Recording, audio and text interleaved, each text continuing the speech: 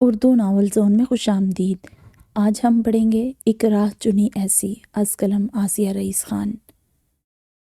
اچھا، میں عموماً ناولز کے سٹارٹ میں ریویو نہیں کرتی، نہ میں یہ بتا پاتی ہوں کہ یہ کس بارے میں ہے سٹوری، کیونکہ موسٹ آف دا ناولز جو ہے نا میں خود پہلی دفعہ پڑھ رہی ہوتی ہوں اور مجھے بالکل اندازہ نہیں ہوتا کہ یہ کس بارے میں ہے سٹوری۔ تو میں ایسا کرتی ہوں، میں کیپشن میں لکھ دیتی ہوتی ہوں، اس سے آپ لوگوں کو اندازہ ہو جاتا ہے کہ یہ کیسی سٹوری ہے، ٹھیک ہے۔ اور ریویو بھی میں بہت کریٹیکل نہیں کرتی ہوں، بس میں اپنا پوائنٹ آف ویو بتاتی ہوں کہ مجھے کیسی لگی یہ سٹوری، اور آپ لوگوں سے پوچھتی ہوں کہ آپ لوگوں کو کیسی لگی۔ تو چلیں پھر جلدی سے اب شروع کرتے ہیں۔ بے مہر نہیں یہ زندگی، اس گھر میں یہ اس کی پہلی صبح تھی۔ اول وقت میں فجر پڑھ کر وہ کمرے سے باہر آئی۔ اسے علم تھا فرحین کی طرح ہی نانا نانی بھی فجر پڑھ کر دوبارہ سونے کے عادی ہیں۔ باورچی خانے میں آ کر اس نے اپنے لیے چائے بنائی۔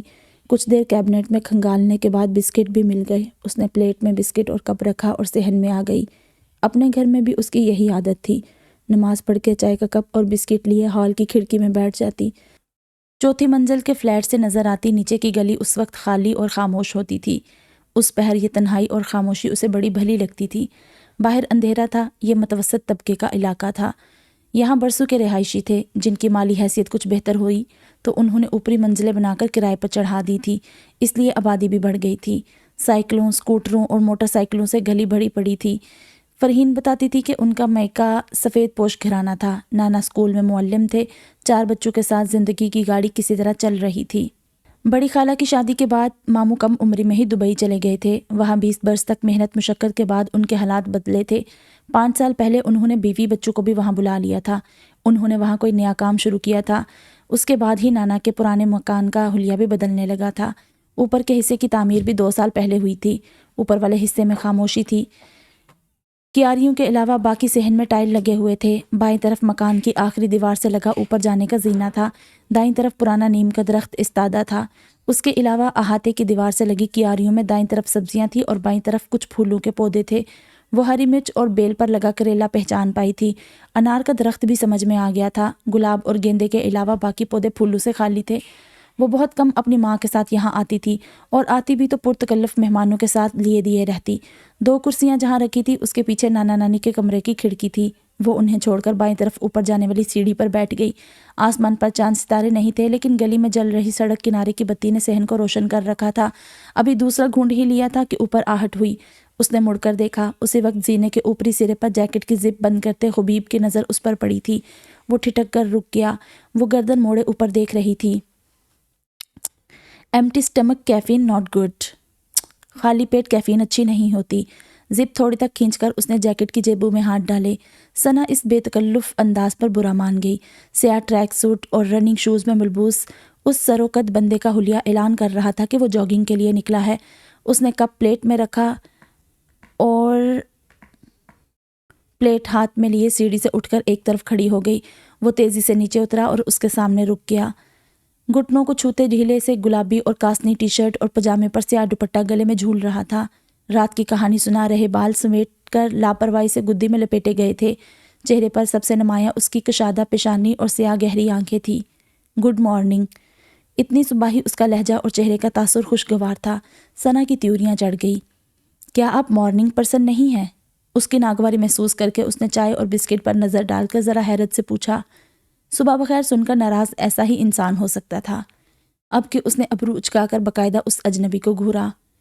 اوکے۔ اس نے میں سمجھ گیا کہ انداز میں سر ہلا کر اوکے کو لمبا کھینچا، پھر انگریزی میں اسے اچھے دن کی دعا دیتا ایک تبسم اس کی سمت اچھالتا گیٹ کھول کر باہر نکل گیا۔ خواہی اس نے چہرے کے تاثرات درست کیے اور سابقہ جگہ پر بیٹھ گئی۔ کتنے لوگ رہتے ہوں گے اوپر؟ اسے لوگوں سے گویا الرجی تھی۔ نئے اجنبی چہرے اور بھیڑ تو ذرا پسند نہیں تھی۔ جن سے روز واسطہ پڑتا تھا ان سے بھی وہ بلا ضرورت بات نہیں کرتی تھی۔ اسی مزاج کی وجہ سے دفتر میں وہ اینٹی سوشل مشہور تھی۔ لیکن یہ کیسے یہاں رہ سکتا ہے؟ اس کا حلیہ، انداز اور لہجہ اس محلے اور اس گھر میں بطور کرایہ دار رہنے والا نہیں تھا۔ جانے کس کس کو جھیلنا ہوگا۔ کپ میں بسکٹ ڈبوتے ہوئے اس نے اوپر دیکھا تھا تو یہ اس کا ننیال، لیکن وہ اپنی خوشی سے یہاں نہیں آئی تھی۔ فرحین لمبی چوڑی تقریر کے بعد چپ ہوئی تو امید تھی کہ وہ سرد اور سپاٹ لہجے میں ہی صحیح کہے گی، ضرور کہ ٹھیک ہے، جیسے آپ کی مرضی۔ لیکن وہ سختی سے ہونٹ بھنچے بیٹھی رہی۔ انہوں نے تھکی تھکی سی لمبی سانس بھری اور کھڑی ہو گئی۔ تم جو فیصلہ کرو گی وہی ہوگا، تمہیں چھوڑ کر تو نہیں جا سکتی میں۔ کمرے سے جاتے ہوئے انہوں نے اضافہ کیا۔ ماں کا یہ بلیک میل اسے اچھا نہیں لگا مگر خاموش رہی۔ اب جاؤ، آفس کو دیر ہو رہی ہے۔ کچھ لمحے بعد دوسرے کمرے سے فرحین نے آواز لگائی۔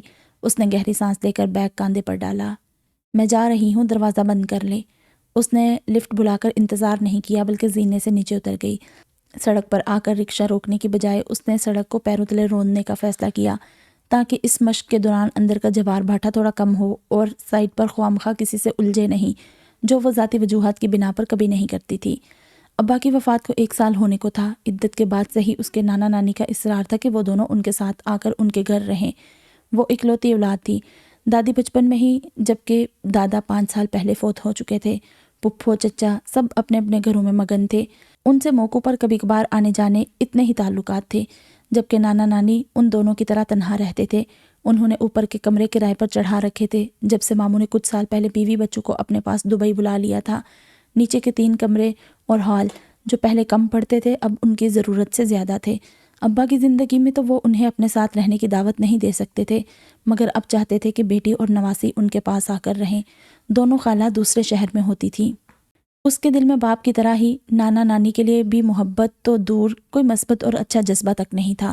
دل کے دورے سے باپ کی موت کے بعد اسے ان کے بغیر یہ گھر زیادہ اچھا اور پرسکون لگ رہا تھا۔ وہ خوش تھی کہ اب یہاں صرف وہ اور فرحین ہے۔ اسے ان کی وفات کا افسوس یا دکھ نہیں تھا۔ ماں کو باپ کے ساتھ گھر تنہا چھوڑ کر دفتر جاتے ہوئے اس کا دھیان گھر میں ہی اٹکا رہتا تھا۔ وہ کئی بار فرحین کو فون کرتی تھی، پیغام بھیجتی رہتی تھی۔ ان کے ہوتے ہوئے اسے جو ایک دھڑکا لگا رہتا تھا وہ ختم ہو گیا تھا۔ انہیں دیکھنے، سننے اور سہنے کا بوجھ زندگی سے چلا گیا تھا۔ اس کے بعد اس نے ماں کو چہرہ چھپاتے اور چھپ چھپ کر روتے نہیں دیکھا تھا۔ اس کے اختیار میں ہوتا تو وہ خود مختار ہونے کے بعد ماں کو لے کر الگ ہو جاتی، باپ کو اس فلیٹ میں تنہا چھوڑ دیتی، لیکن یہاں فرحین درمیان میں آ جاتی۔ اس نے ایک بار ہی ذکر چھیڑا تھا اور فرحین نے اسے اس سختی سے روکا اور منع کیا کہ پھر اس کی ہمت ہی نہیں ہوئی۔ ساری زندگی سہنے کے بعد وہ اب اس عمر میں اپنے اور بیٹی کے ماتھے پر کوئی داغ نہیں چاہتی تھی۔ ان کے نزدیک عمر بھر کی ریاضت اس کی خواہش پر عمل کرنے سے صفر ہو جانا تھی، جبکہ فرحین نے اسے نانا نانی کا اندیا اور ساتھ ہی اپنی بزرگ والدین کی خدمت کی خواہش بتائی تو مارے صدمے کے وہ کچھ بول ہی نہیں سکی۔ فرحین نانا نانی کے لیے اس کے سرد رویے اور اس کے پیچھے کی وجہ سے بخوبی واقف تھی، اس لیے اسے سوچنے کا وقت دے رہی تھی، لیکن 15 دن بعد بھی اس نے ہاں یا نہ کوئی جواب نہیں دیا تھا۔ وہ اس ذکر سے کتراتی رہی تھی، اس لیے آج فرحین نے اس سے 2 ٹوک بات کی تھی۔ اپنی بھابھی نبیلہ سے فون پر بات کرنے کے بعد وہ اب اسے اس کی مرضی اور اس کے حال پر چھوڑنے کے لیے تیار نہیں تھی۔ وہ سیدھی بات نہیں مان رہی تھی تو انہوں نے بھی طریقہ بدل لیا تھا۔ وہ ایک انٹیریئر ڈیزائننگ فرم میں کام کرتی تھی۔ سائٹ پر کام آخری مراحل میں تھا، اس لیے وہ بے حد مصروف رہی تھی۔ اس کے باوجود کئی بار اس خیال نے ذہن پر دستک دی۔ ابتدائی صدمے کے بعد اب اسے فرحین کی مرضی اور خواہش بے چین کر رہی تھی۔ وہ وہاں جانا چاہتی ہیں۔ اس خیال کو ذرا دیر سوچنے کی دیر تھی کہ دلیلیں خود بخود ہاتھ باندھے سامنے کھڑی ہو گئی۔ اس گھر میں کون سی اچھی یادیں ہیں ان کی؟ یہاں رہنا تو ان کے لیے اب بھی ٹارچر ہی ہے۔ وہاں بچپن لڑکپن کی یادیں ہیں، آس پڑوس میں جانے پہچانے لوگ ہیں، زندگی بھر یہاں فلیٹ میں بند رہی ہیں، اب وہاں کھلی فضا اور کشادہ مکان میں رہنا چاہتی ہیں۔ اور آخر جیسے بھی ہیں، امی کو تو اپنے ماں باپ سے محبت ہے نا، انہیں تو تب بھی ان کی ڈیمانڈ ایسی خاص غلط نہیں لگی تھی۔ میں تو کہیں بھی رہ لوں گی لیکن وہ شاید وہاں زیادہ خوش رہیں گی۔ غیر ارادی طور پر وہ سامنے رکھے کاغذ پر پینسل چلا رہی تھی۔ اسے نہ گھر سے لگاؤ تھا، نہ اس محلے سے انسیت تھی جہاں اب تک زندگی بسر کی تھی۔ ایک جگہ سے اٹھ کر دوسری جگہ جانا اس کے لیے مشکل نہیں تھا، لیکن وہاں جو 2 شکلیں موجود تھی اسے ان سے بیر تھا۔ ثنا میڈم، اس کے ساتھ کام کر رہے انٹرن نے پکارا تو وہ چونکی۔ سامنے دھرے کاغذ پر لکیروں کا جال بن گیا تھا۔ اس نے ہاتھ ہٹا کر کاغذ پر دوسرا کورا کاغذ رکھ دیا۔ کچن میں آپ نے جو لائٹس بدلنے کا کہا تھا بدل دی ہیں، آپ دیکھ لیں ایک بار۔ چلو۔ وہ کھڑی ہو گئی۔ اس کا دل ساری دنیا میں صرف ماں کے لیے پگھلتا تھا، اب بھی پگھل گیا۔ شام میں واپس آ کر اس نے پھولے منہ کے ساتھ ماں کو رضامندی دے دی۔ اس کے ابا پل میں شعلہ پل میں شبنم والا مزاج رکھتے تھے۔ کب ان کا مزاج بگڑ جائے کوئی اندازہ لگا سکتا تھا نہ سمجھ سکتا تھا، اور جب ان کا مزاج بگڑتا تو پھر وہ پڑھے لکھے شہری یا معاشرے کے معزز و مہذب بندے نہیں رہ جاتے تھے، وہ ایک گنوار اجڑ سطحی مرد بن جاتے، اور زبان کے ساتھ ہی ان کے ہاتھ بھی چلنے لگتے تھے۔ گھر والوں کا ماننا تھا کہ بس کبھی کبھار غصے میں بے قابو ہی تو ہو جاتا ہے، ورنہ آدمی بہت اچھا ہے۔ فرحین کے لیے سب کی نصیحت اور مشورہ یہی تھا کہ انہیں غصہ دلایا ہی نہ جائے، اور یہ کیسے ہو فرحین کبھی سمجھ ہی نہیں سکی کہ ان کے مزاج بگڑنے کا کوئی مخصوص محرک نہیں تھا جس سے مقابل احتیاط برتتا، کوئی بٹن تھا جو اچانک دب جاتا اور پھر کسی چابی یا بیٹری والے کھلونے کی طرح ان کے ہاتھ چلنے لگتے تھے جو چابی یا بیٹری ختم ہونے پر ہی رکتے تھے۔ ساری عمر ان کی یہ عادت، یہ مزاج بدل نہیں سکا تھا۔ گھر میں دادا تھے جن کے لیے بیٹے کا مزاج معمولی بات تھی، وہ بہو کو ہی نصیحت کرتے نظر آتے، جب تمہیں معلوم ہے تو ایسے کام کرتی ہی کیوں ہو کہ مار پڑے۔ چچا اپنی دنیا میں مست تھے، دونوں پھوپھیوں نے کبھی اس بات کو اہمیت ہی نہیں دی، ان کے نزدیک مرد ایسے ہی ہوتے ہیں، حالانکہ ان کے شوہر ایسے نہیں تھے۔ اس کے نانا نانی کے لیے داماد کا سلجھا اور بیٹی کا خیال رکھنے اور ضرورتیں پوری کرنے والا روپ کافی تھا، وہ کوئی تنگی نہیں کرتا تھا، کھانا، چھت اور کپڑا لتا دیتا تھا، گھمانے پھرانے بھی لے جاتا تھا تو بدلے میں کبھی ذرا سا ہاتھ صاف کر بھی لے تو اس میں کوئی برائی نہیں تھی۔ وہ آس پاس کے لوگوں کے اس غیر سنجیدہ اور اندھے رویے کو سمجھ پاتی اس سے پہلے ہی اس کی آنکھوں کے سامنے ہوا ایک واقعہ اس پر اتنا گہرا اثر چھوڑ گیا تھا کہ وہ اب تک اس منظر سے نکلی نہیں تھی، اور اس حادثے کے بعد کی باتیں اور رویے اسے ساری دنیا کے انسانوں سے متنفر کر گئے تھے۔ اس کا باپ کے ساتھ کوئی جذباتی تعلق بن ہی نہیں سکا تھا۔ ابا کے نزدیک وہ فرما بردار، سلجھی ہوئی، سمجھدار بچی تھی جس نے ان کے لیے کبھی کوئی پریشانی کھڑی نہیں کی تھی، سر جھکا کر بات سنتی اور جواب دیتی تھی۔ اسکول، محلہ، خاندان، کبھی کہیں سے اس کی کوئی شکایت نہیں ملی تھی۔ انہیں اپنی نیک اولاد پر فخر تھا، ان کی پدرانہ شفقت کی گہرائی اتنی ہی تھی کہ وہ بیٹی کا رویہ سمجھ ہی نہیں پائے تھے۔ اگلے ہفتے وہ دونوں اپنا بوریاں بستر سمیٹ کر نانا کے گھر آ گئی۔ فلیٹ کرائے پر دینا تھا، اس لیے تقریباً سارا سامان بھی منتقل کرنا پڑا۔ جن چیزوں کی نانا کے یہاں بھی ضرورت تھی نہ جگہ، اسے باندھ کر سٹور میں رکھ دیا گیا تھا۔ وہ اپنے سامان سے بھرے بیگ لے کر کمرے میں گھسی تو شام تک باہر ہی نہیں نکلی۔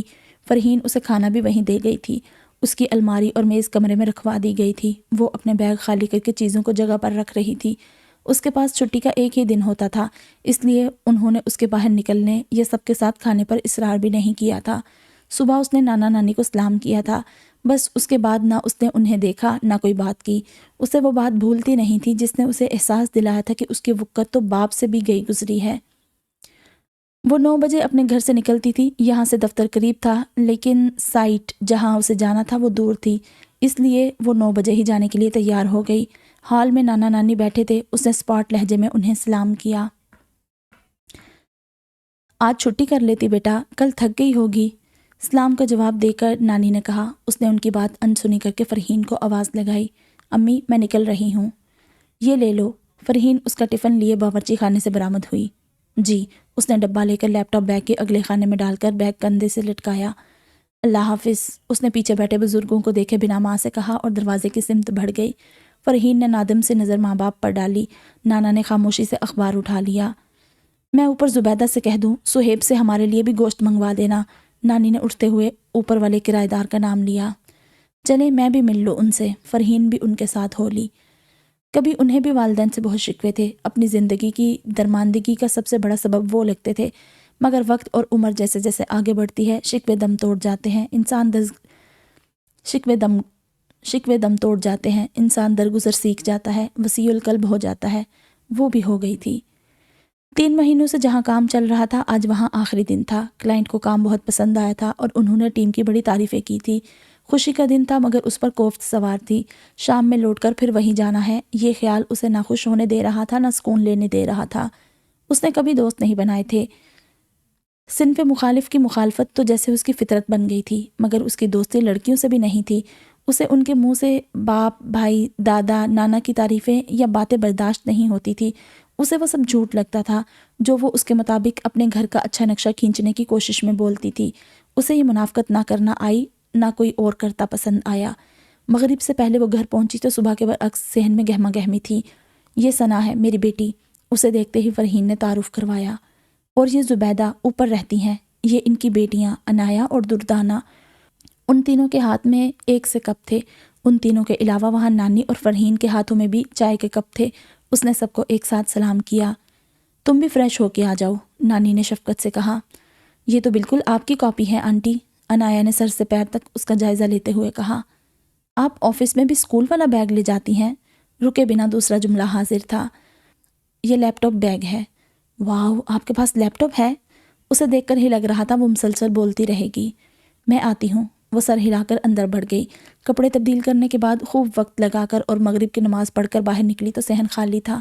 اس نے اپنے لیے چائے بنائی، ابھی نکال ہی رہی تھی کہ فرحین اندر آئی۔ اس نے پوچھا، کھانا کیا بنانا ہے؟ بتا دے، میں بناتی ہوں۔ میں بنا لوں گی، تم؟ امی، شام کا کھانا میں ہی بناتی رہی ہوں، یہاں بھی ایسے ہی چلنے دے۔ فرحین نے بحث نہیں کی۔ وہ جانتی تھی وہ نانا نانی کے ساتھ بیٹھنے یا ان کی باتوں سے بچنے کے لیے سارا وقت پکانے میں گزارے گی۔ کھانا بنانے کے بعد وہ دبے قدموں چلتی کمرے میں آ گئی۔ دو بوڑھے گھر میں رہتے تھے، زیادہ شور شرابہ نہیں ہوتا تھا، اکثر سناٹا ہی پھیلا ہوتا یا ٹی وی کی آواز گونجتی رہتی۔ نانا خبریں یا سیاسی نشریات دیکھتے، جبکہ نانی سیریل اور ڈرامے۔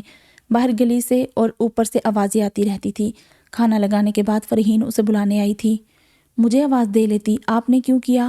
اس نے سجی سجائی میز دیکھ کر کہا۔ ارے کچھ اپنی نانی کو بھی کرنے دو، ایسے تو تم دونوں اسے بالکل نکمی بنا دو گی۔ نانا کی آواز میں بشاشت تھی۔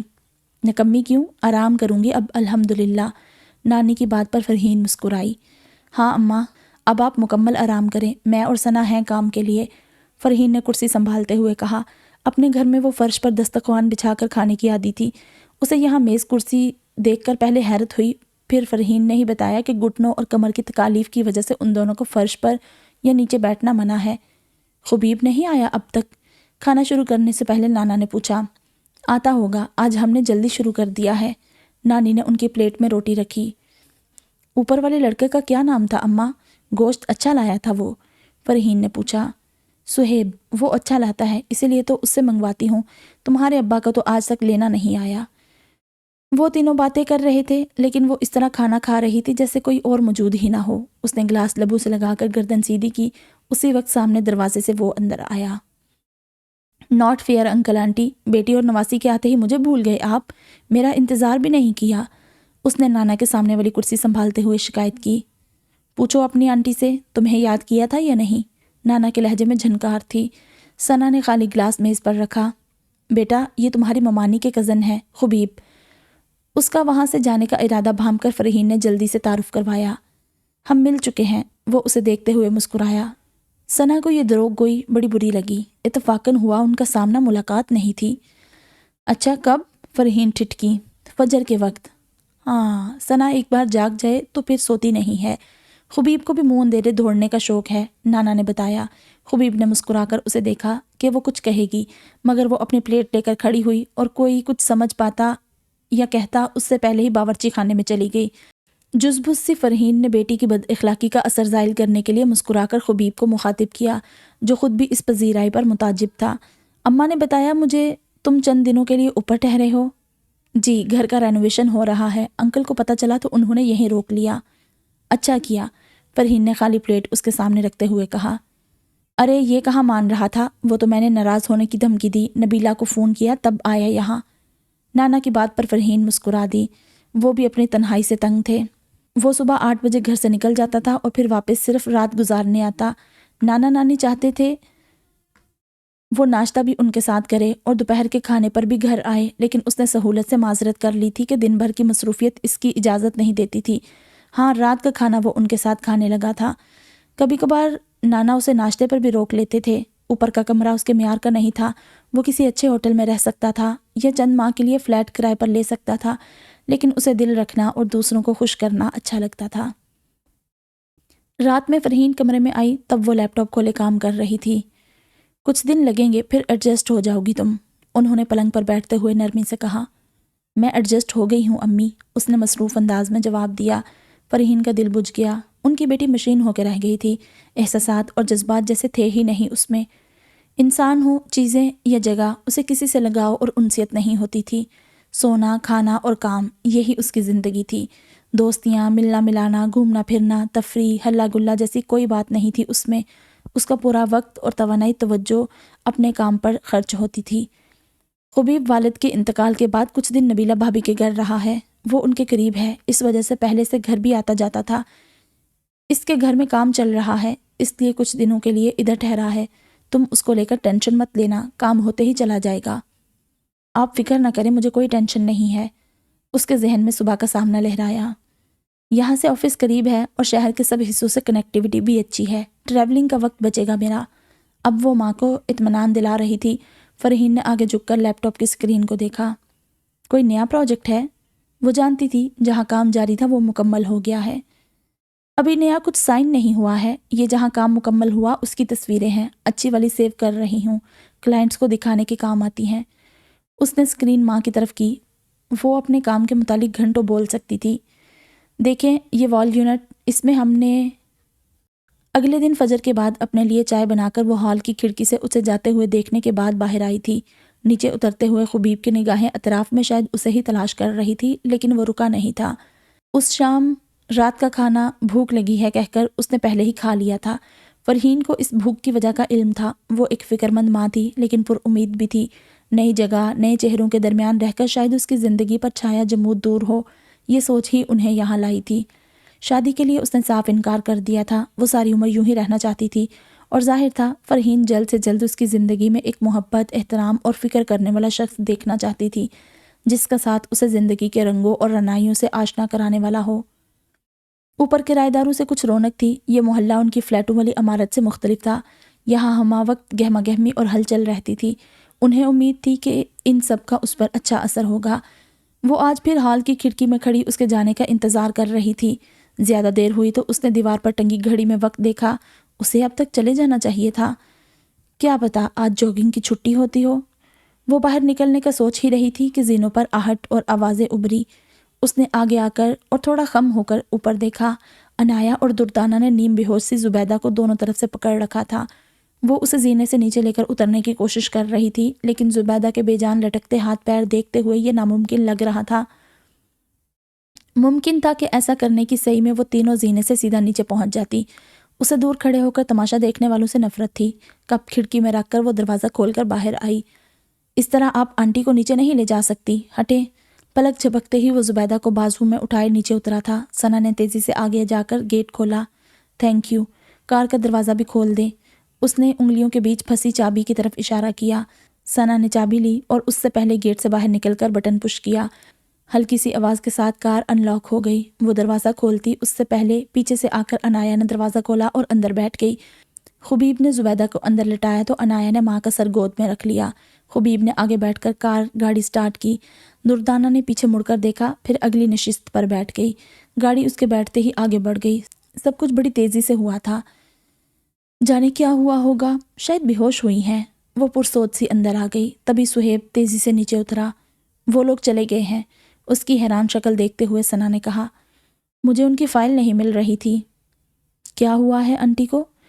ان کا بی پی یا شوگر بہت لو ہو جائے تو ایسا ہوتا ہے۔ مجھے پیدل یا رکشہ سے جانا پڑے گا۔ وہ بھی باہر نکل گیا۔ ثنا گیٹ بند کر کے ہال میں آ گئی۔ عنایہ اور دردانہ کو دیکھ کر ہی لگ رہا تھا کہ یہ ان کے لیے اچانک آئی افتاد نہیں تھی، وہ اس کی عادی تھی، یا کم سے کم یہ غیر متوقع نہیں تھا۔ چائے ٹھنڈی ہو گئی تھی۔ وہ گرم کرنے پھر باورچی خانے میں چلی آئی۔ اس کے بعد وہ ہال میں ہی ادھر ادھر پھرتی رہی کہ آنے والا نظر آئے تو وہ اس سے احوال پوچھے۔ خبیب آدھا گھنٹہ بعد واپس آیا اور سیدھا اوپر چلا گیا۔ ویسے بھی وہ اس سے بات کرنے سے تو رہی۔ کچھ دیر مزید انتظار کرنے کے بعد وہ کمرے میں چلی گئی تھی۔ 9 بجے کے قریب وہ باورچی خانے میں تھی جب خبیب کی آواز سنائی دی۔ صبح زبیدہ آنٹی بے ہوش ہو گئی تھی، انہیں سٹی سینٹر ہاسپٹل میں ایڈمٹ کیا ہے۔ ڈاکٹر کہہ رہا تھا ڈرپ ختم ہو جانے کے بعد وہ گھر جا سکتی ہیں۔ میں واپس آ گیا تھا، بچے تھے ان کے پاس۔ اچھا، بہت دنوں سے ایسا کچھ نہیں ہوا تو میں سمجھی تھی اچھی ہو گئی ہے اب زبیدہ۔ نانی نے آہ بھری۔ آ گئی واپس؟ ابھی تک تو نہیں آئی ہیں۔ پہلے تو کبھی ہاسپٹل لے جانے کی نوبت نہیں آئی، کیا زیادہ سیریس ہو گئی تھی؟ پہلے کا تو مجھے علم نہیں آنٹی، لیکن صبح آوازیں سنی تو دستک دے کر ماجرا پوچھا۔ سہیب نے بتایا اتنی دیر کبھی بے ہوش نہیں رہتی، کچھ دیر بعد ہوش میں آ جاتی تھی۔ یہ غیر معمولی تھا تو مجھے ہسپتال لے جانا مناسب لگا۔ اچھا کیا، نانا نے کہا۔ اب آ گئے ہو تو ناشتہ کر کے جاؤ۔ نہیں انکل، میں آج آفس تو نہیں جانا ہوگا تمہارا، اس لیے بیٹھو آرام سے، ہمارا بھی ناشتہ باقی ہے، ساتھ کرتے ہیں۔ فرحین اٹھ کر اس کے پاس آئی۔ وہ اندر پراٹھے بنا رہی تھی۔ آپ میز لگائیں امی، ناشتہ ریڈی ہے۔ اندر وہ سن چکی تھی۔ سب کے ساتھ اسے بھی میز پر بیٹھنا چاہیے تھا لیکن وہ نہیں گئی۔ جن کی اتنی محنت ہے انہیں بھی بلا لیں۔ شروع کرنے سے پہلے خبیب نے باورچی خانے کی سمت اشارہ کر کے کہا۔ نانا نے اسے آواز دی۔ آ جاؤ ثنا بیٹا تم بھی۔ وہ اتوار کو دیر سے کرتی ہے ابا۔ آپ شروع کریں، فرحین نے بہانہ بنایا تھا۔ خبیب نے سامنے دیکھا جہاں باورچی خانے کے دروازے میں ادھر ادھر آتے جاتے ہوئے اس کا دوپٹہ لہرا رہا تھا۔ وہ اس کے جانے سے پہلے وہاں سے نکل کر جا بھی نہیں سکتی تھی اور گرمی اچھی خاصی تھی۔ خبیب کو ناشتہ ختم کرنے میں چند منٹ ہی لگے تھے۔ دوپہر میں جب سب اپنے کمروں میں تھے اس وقت وہ لیپ ٹاپ لے کر ہال میں آ بیٹھی۔ نئے کلائنٹ کو یوزر فرینڈلی فرنیچر چاہیے تھا۔ مکان اور کمروں کی پیمائش کے مطابق وہ سافٹ ویئر پر کمرے بنانے کے بعد ان کمروں میں فرنیچر کا ڈیزائن بنانے والی تھی۔ وہ کام میں اس قدر منہمک تھی کہ عنایا کی آواز پر ڈر گئی۔ کیا کر رہی ہیں آپ؟ وہ جانے کب آ کر اس کے پاس بیٹھ گئی تھی۔ کام، اس نے سنبھل کر جواب دیا۔ وہ تو دکھ رہا ہے لیکن کون سا کام؟ تمہاری امی کیسی ہیں؟ اسے یکایک یاد آیا۔ اچھی ہیں، ان کا بی پی بہت لو ہو گیا تھا۔ آپ نے بتایا نہیں کون سا کام؟ آفس کا کام ہے، ایک کلائنٹ کے لیے سیمپل پریزنٹیشن ریڈی کر رہی ہوں۔ عنایا کو اسکرین پر کھلے آٹوکیڈ سافٹ ویئر میں سے کچھ پلے نہیں پڑ رہا تھا۔ آپ کام کیا کرتی ہیں؟ اس کی سوئی وہیں اٹکی تھی۔ انٹیریئر ڈیزائنر ہوں۔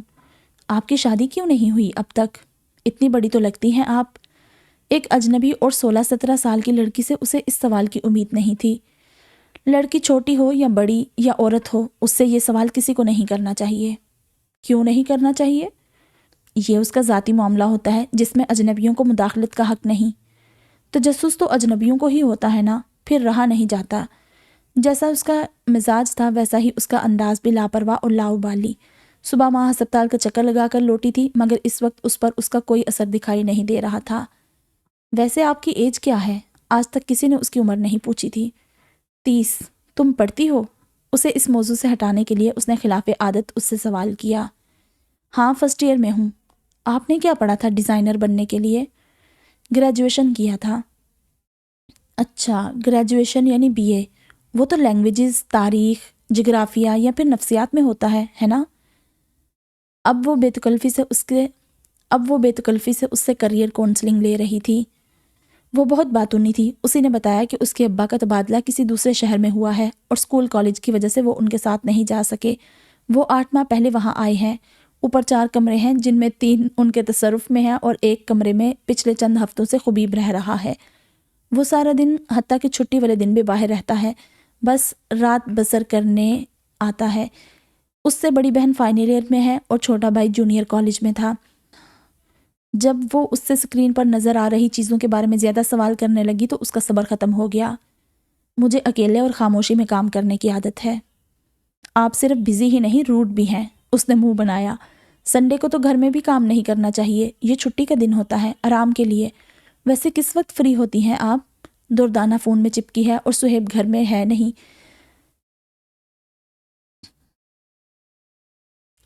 سیٹ ٹاپ باکس خراب ہوا پڑا ہے، اس لیے نیچے آئی ہوں۔ اور آپ مجھے بگا رہی ہیں، بے مروت ہیں بہت آپ۔ آپ کی امی تو اتنی کیوٹ اور معصوم ہیں، آپ کس پر گئی ہیں؟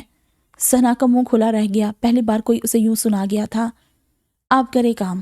وہ اٹھ کھڑی ہوئی۔ ثنا نے شکر کا سانس بھرا لیکن وہ ادھورا رہ گیا۔ اس نے تپائی سے ریموٹ اٹھایا اور بولی، میں ٹی وی دیکھتی ہوں۔ آج اسے دفتر سے نکلنے میں دیر ہو گئی تھی۔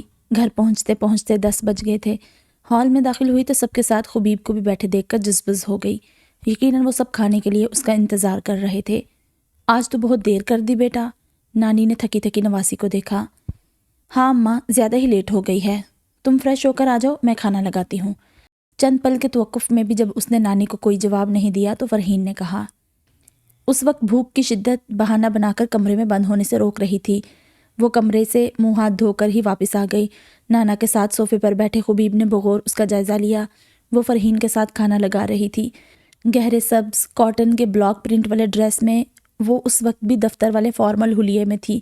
سنہری چوڑے کنارے والا دوپٹہ شانوں پر پھیلا تھا، کلائی پر گھڑی، دوسری کلائی میں پتلی سی 2 سونے کی چوڑیاں، فولڈ کر کے گردن پر بندے بال، کان میں چھوٹے سے بندے، گلے میں سونے کی چین، آنکھیں کاجل سے خالی تھی اور ہونٹوں پر لائٹ براؤن شیڈ کے ہلکے سے آثار بچے تھے۔ آ جائیں، فرحین نے آواز دی تو اس کا ارتکاز ٹوٹا۔ خبیب نے نانا کو اٹھنے میں مدد دی اور ان کا ہاتھ تھامے انہیں میز تک لا کر کرسی پر بٹھایا۔ وہ سب سے آخر میں فرحین کے بغل والی کرسی پر بیٹھ گئی۔ میز 5 افراد کے لیے ناکافی تھی لیکن وہ سب کسی طرح اسے سازگار بنائے ہوئے تھے۔ تمہیں پتہ ہے خبیب، ثنا بھی وہی کام کرتی ہے، گھر سجانے کا۔ تم نے اس کی کمپنی کو ہی ٹھیکہ دے دیا ہوتا۔ خبیب کی موجودگی میں نانا چپ نہیں رہتے تھے۔ جی آپ ہی نے بتایا تھا۔ اسے بڑا عجیب لگتا تھا جب وہ فرحین کو آنٹی یا خالہ چچی کی بجائے آپ ہی کہتا تھا۔ اب جانے یہ آپی فرحین تھی یا نبیلہ ممانی، لیکن میں پہلے ہی کانٹریکٹ دے چکا تھا، انٹیریئر کا تو چند دن پہلے ہی دیا ہے۔ کوئی بات نہیں، نانی نے یوں تسلی دی جیسے ان دونوں کو اس کا بڑا افسوس اور صدمہ ہو۔ آپی، آپ کی روٹی بہت سافٹ ہوتی ہے، آنٹی کی ماسی روٹی نہیں پاپڑ بناتی تھی۔ اس نے شکر ادا کیا۔ آج کھانا فرحین نے بنایا تھا، ورنہ امی اس سے اس تحسین و آفرین پر شکریہ ضرور کہلواتی۔ ان دونوں کے آنے سے پہلے صفائی والی ماسی ہی روٹی بناتی تھی، باقی کھانا نانی پکاتی تھی۔ تمہاری ماسی کیسی روٹی بناتی ہے؟ نانی نے دریافت کیا۔ وہ روٹی نہیں بناتی، اس نے ہنس کر کہا۔ کیوں؟ تم کھاتے نہیں ہو یا خود بناتے ہو؟ صبح ناشتے میں ضرورت نہیں ہوتی، لنچ آفس میں ہوتا ہے اور رات کے لیے وہ چاول کے ساتھ سبزی دال یا گوشت بنا کر جاتی ہے۔ کب تک ایسی زندگی گزارو گے؟ نانا کی بات پر وہ جو مزید چاول پلیٹ میں ڈالنے لگی تھی رک گئی۔ اس کی چھٹی حس اشارے دے رہی تھی کہ یہ گفتگو کس سمت جا رہی ہے۔ وہ ہاتھ کھینچ کر ایک دم کھڑی ہو گئی۔ اتنی جلدی؟ فرحین نے حیرت سے کہا۔ ٹھیک سے کھانا تو کھا لو۔ ہو گیا۔ وہ اپنی پلیٹ لیے اندر چلی گئی۔ اس کے متعلق جو کسی نے بتایا نہیں تھا، وہ اب اسے معلوم ہو گیا تھا کہ وہ شادی شدہ نہیں ہے، اور اسے اپنے سامنے کسی اور کی شادی کا ذکر بھی اچھا نہیں لگتا تھا۔ سب کے سو جانے کے بعد وہ پیٹ بھر کر کھانا کھا کے سوئی تھی۔ اسے نئی سائٹ پر کلائنٹ سے ملنا تھا۔ اس نے دستیاب معلومات کی بنا پر اپنے طور پر 3D ڈیزائن بنا لیا تھا، لیکن وہ کلائنٹ کی زبانی اس کا ورژن سننا چاہتی تھی۔ عموماً ایسے وقت میں گھر کے سبھی فرد موجود ہوں تو کسی ایک نقطے پر اتفاق مشکل ہوتا تھا۔ وہ دعا کر رہی تھی کہ صرف میاں بیوی ہی موجود ہوں۔ وہ رو ہاؤسز کی ایک مختصر سی کالونی تھی۔ دونوں جانب کتاروں میں 5 چھوٹے چھوٹے بنگلے تھے، جن کے آگے پارکنگ اور مختصر سا لان بھی دیا گیا تھا۔ ہر بنگلے کی پارکنگ اور لان کے بیچ دیوار تھی، لیکن ان بنگلوں کے گیٹ علیحدہ نہیں تھے۔ بنگلوں کے درمیان پکی سڑک تھی، جس کے اختتام پر کالونی کا داخلی گیٹ تھا۔ جہاں اسے کام کرنا تھا وہ لان ہرا بھرا اور وقتی دیکھ بھال کی گواہی دے رہا تھا۔ اس کے کلائنٹ نے بنگلہ خرید کر اس میں اپنی سہولت اور پسند کے مطابق کچھ تبدیلیاں کی تھی۔ باورچی خانے، ہال اور ڈائننگ ایریا کے بیچ کا دروازہ نکال دیا تھا۔ ہال اور ماسٹر بیڈ روم جو اوپر تھا، اس کی عام کھڑکیوں کو فرنچ ونڈوز میں تبدیل کیا گیا تھا۔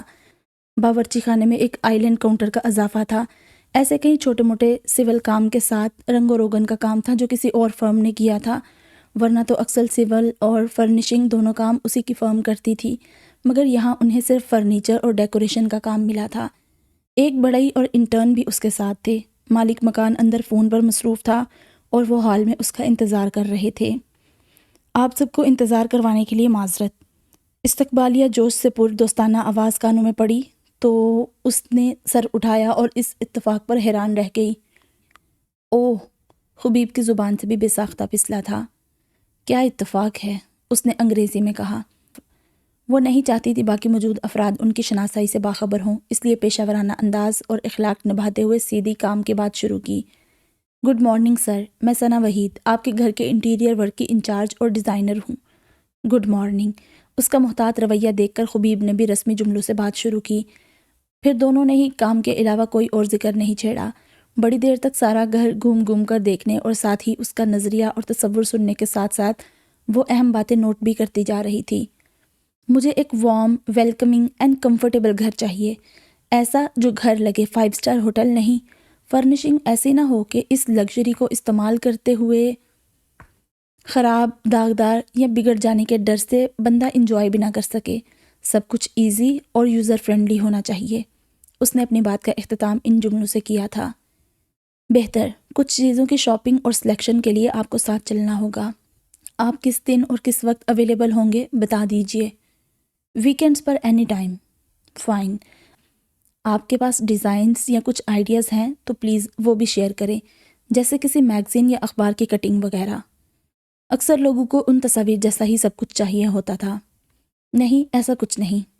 میں نے آپ کو کچھ ڈیزائنز ای میل کیے ہیں، وہ فائنل نہیں ہیں، آپ چیک کر لیں اور اس میں جو ڈسکس یا چینج کرنا چاہیں کل بتا دیجیے گا۔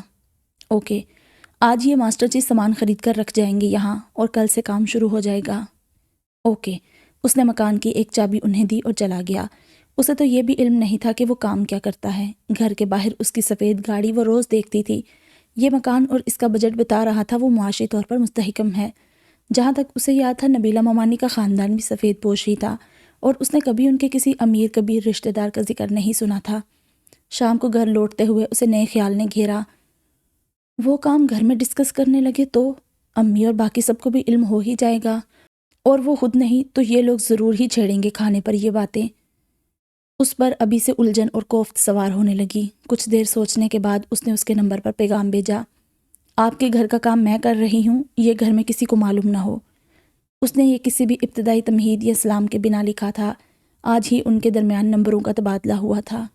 اوکے، ادھر سے جواب میں 2 حرف بھیجے گئے، وہ مطمئن ہو گئی تھی۔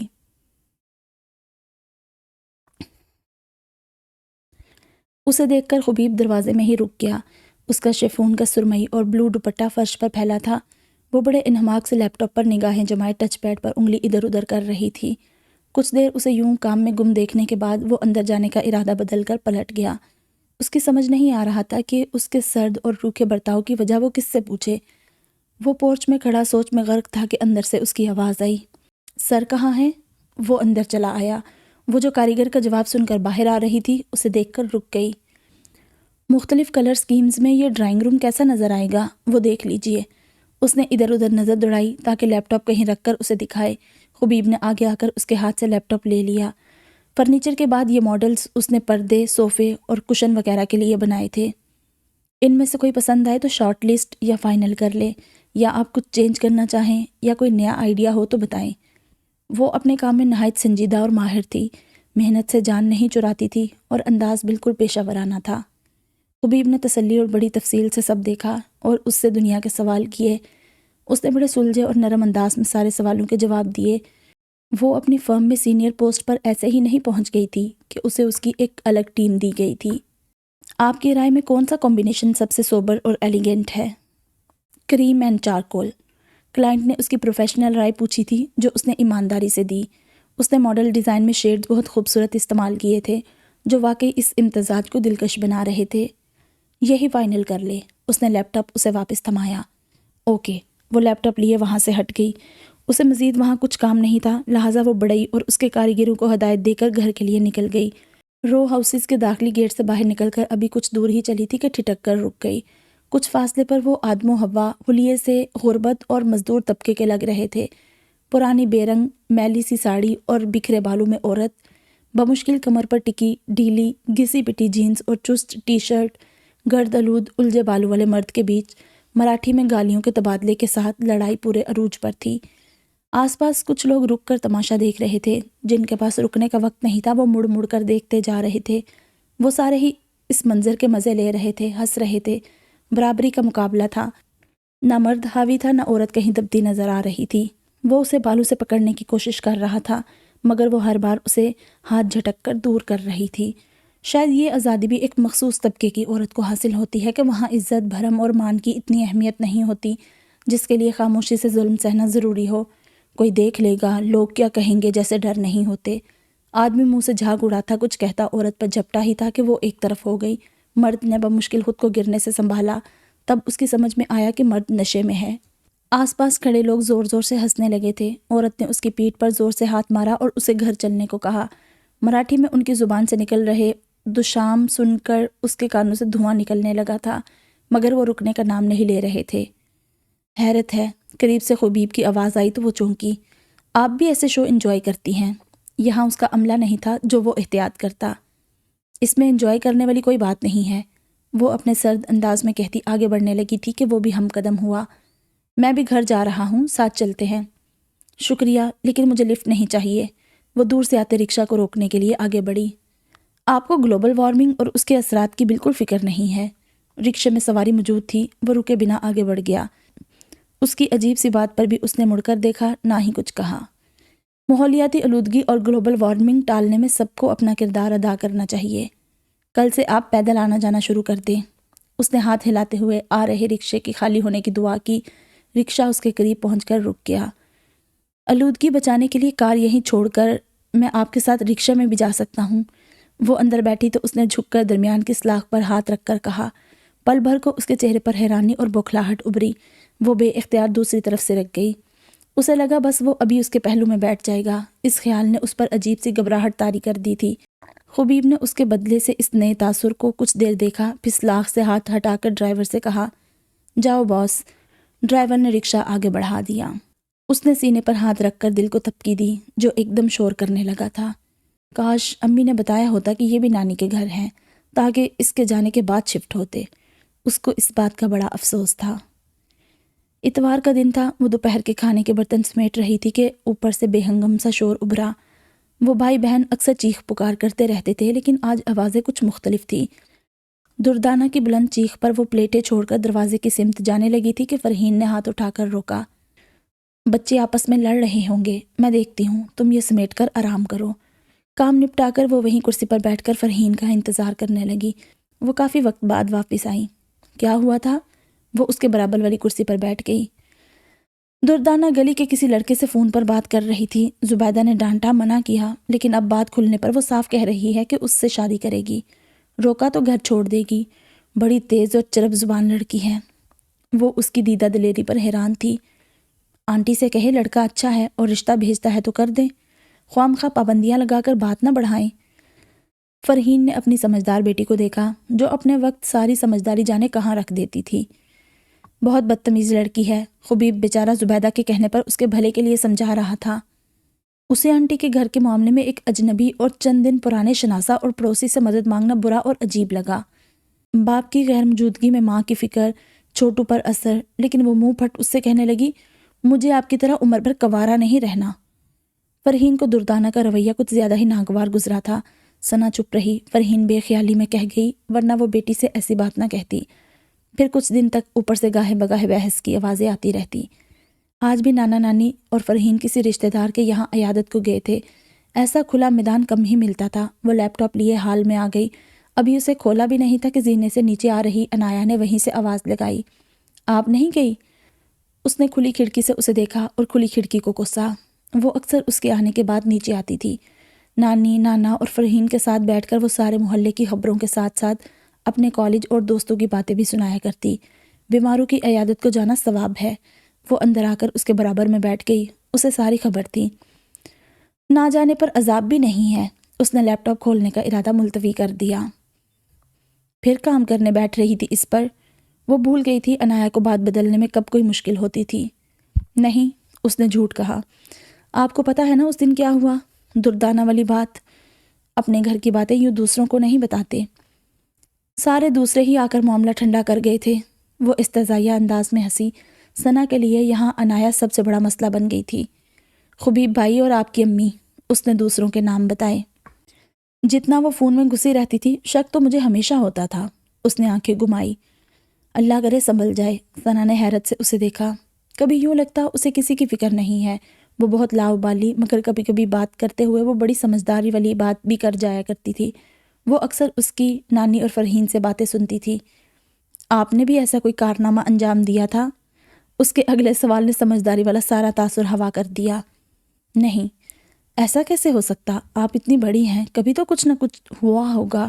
وہ رازدارانہ انداز میں اس کے قریب آئی۔ کسی نے آپ کو ریجیکٹ کیا یا آپ نے کسی کو؟ اور اب اس دکھ میں کہیں شادی نہیں کر رہی ہیں؟ ایسا کچھ نہیں ہوا تھا۔ اسے غصہ آ گیا۔ وہ اس لڑکی کی بکواس سنتی ہی کیوں ہے؟ آپ ایسے چڑ کے جواب دیں گی تو میرا شک مضبوط ہوگا کہ کوئی تو بات ہے۔ عنایا ان لوگوں میں سے تھی جن سے آپ چاہ کے بھی پیچھا نہیں چھڑا سکتے۔ اگر وہ اس وقت اٹھ کر اپنے کمرے میں چلی جاتی تو اسے جو جواب چاہیے تھا وہ لینے وہ وہاں بھی پہنچ جاتی۔ دوسرے، وہ جو منہ میں آتا بولنے کی عادی تھی اور ثنا اس کی اس عادت سے خائف رہتی تھی کہ وہ اس کے بارے میں کوئی الٹا سیدھا تجزیہ گھر والوں کے سامنے بیان نہ کر دے۔ ایسی کوئی بات نہیں ہوئی ہے میرے ساتھ، اور اب یہ بات ختم کرو۔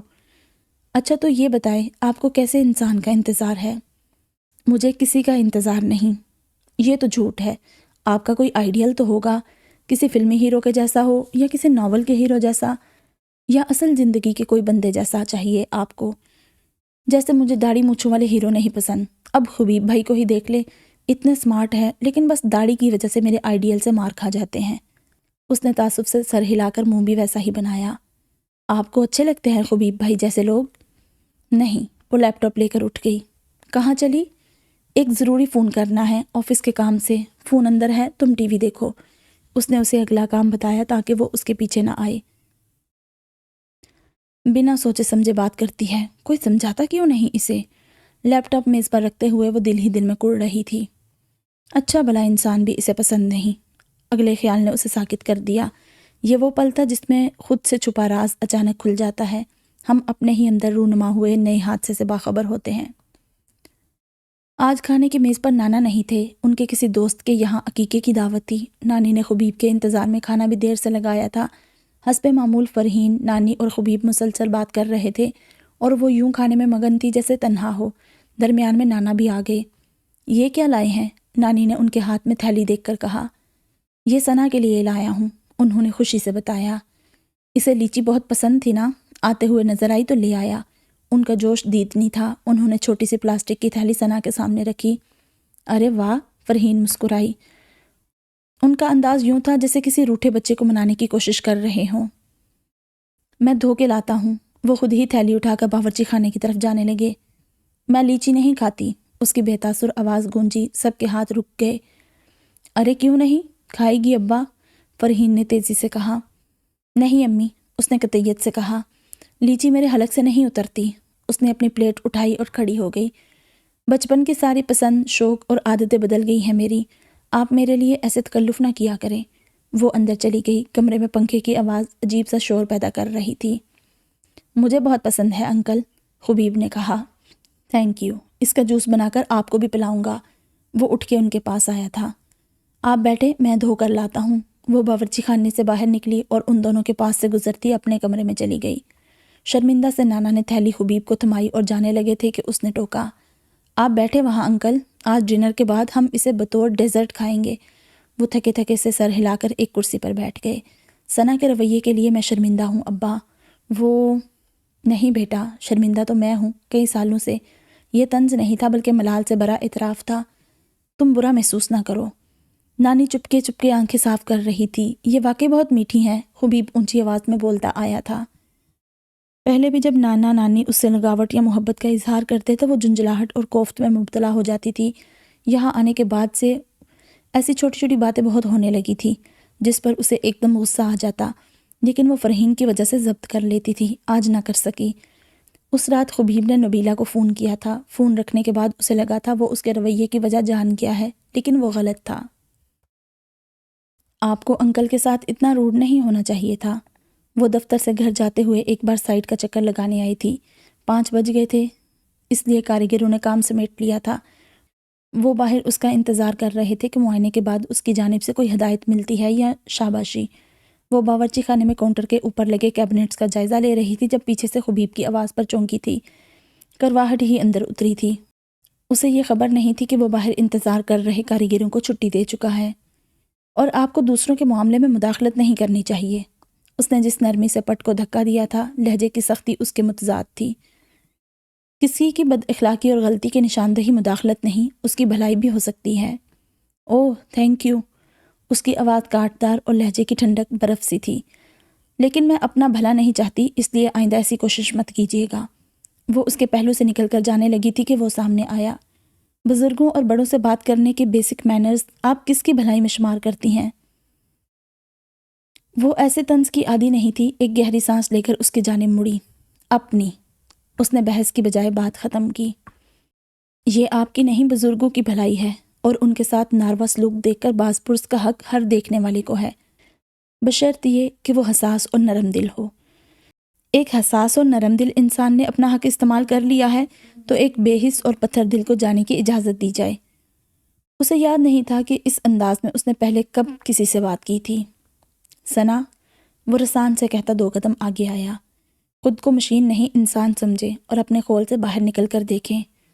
اس کا لہجہ سادہ مگر سچائی اور خلوص سے اس قدر لبریز تھا کہ سیدھا ثنا کے دل میں جا گزیں ہوا۔ 2 پل کو وہ کھوئی سی اسے دیکھنے لگی اور پھر سنبھل گئی۔ یہ انکل آنٹی کے لیے ہی نہیں، آپ کے لیے بھی ضروری ہے۔ آپ میری فکر چھوڑ دیں، اور نہیں چھوڑ سکتا۔ جس تیزی سے اس نے بات کاٹی تھی اتنا ہی مضبوط اس کا لہجہ تھا۔ ثنا پوچھنا چاہتی تھی کیوں، لیکن دل سے مل رہے اشاروں پر ذہن نے حکم زبان بندی جاری کر دیا تھا۔ وہ جانے لگی تھی، خبیب نے کہا، آپ کے پاس ہر بات کا ایک ہی حل اور ایک ہی جواب، فرار کیوں ہے؟ یہ فرار نہیں، غیر ضروری بحث اور گفتگو سے احتراز ہے۔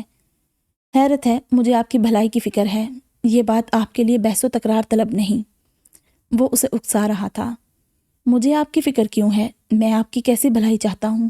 آپ کی گریز اور ناراضی کے باوجود میں آپ سے کس لیے الجھ رہا ہوں؟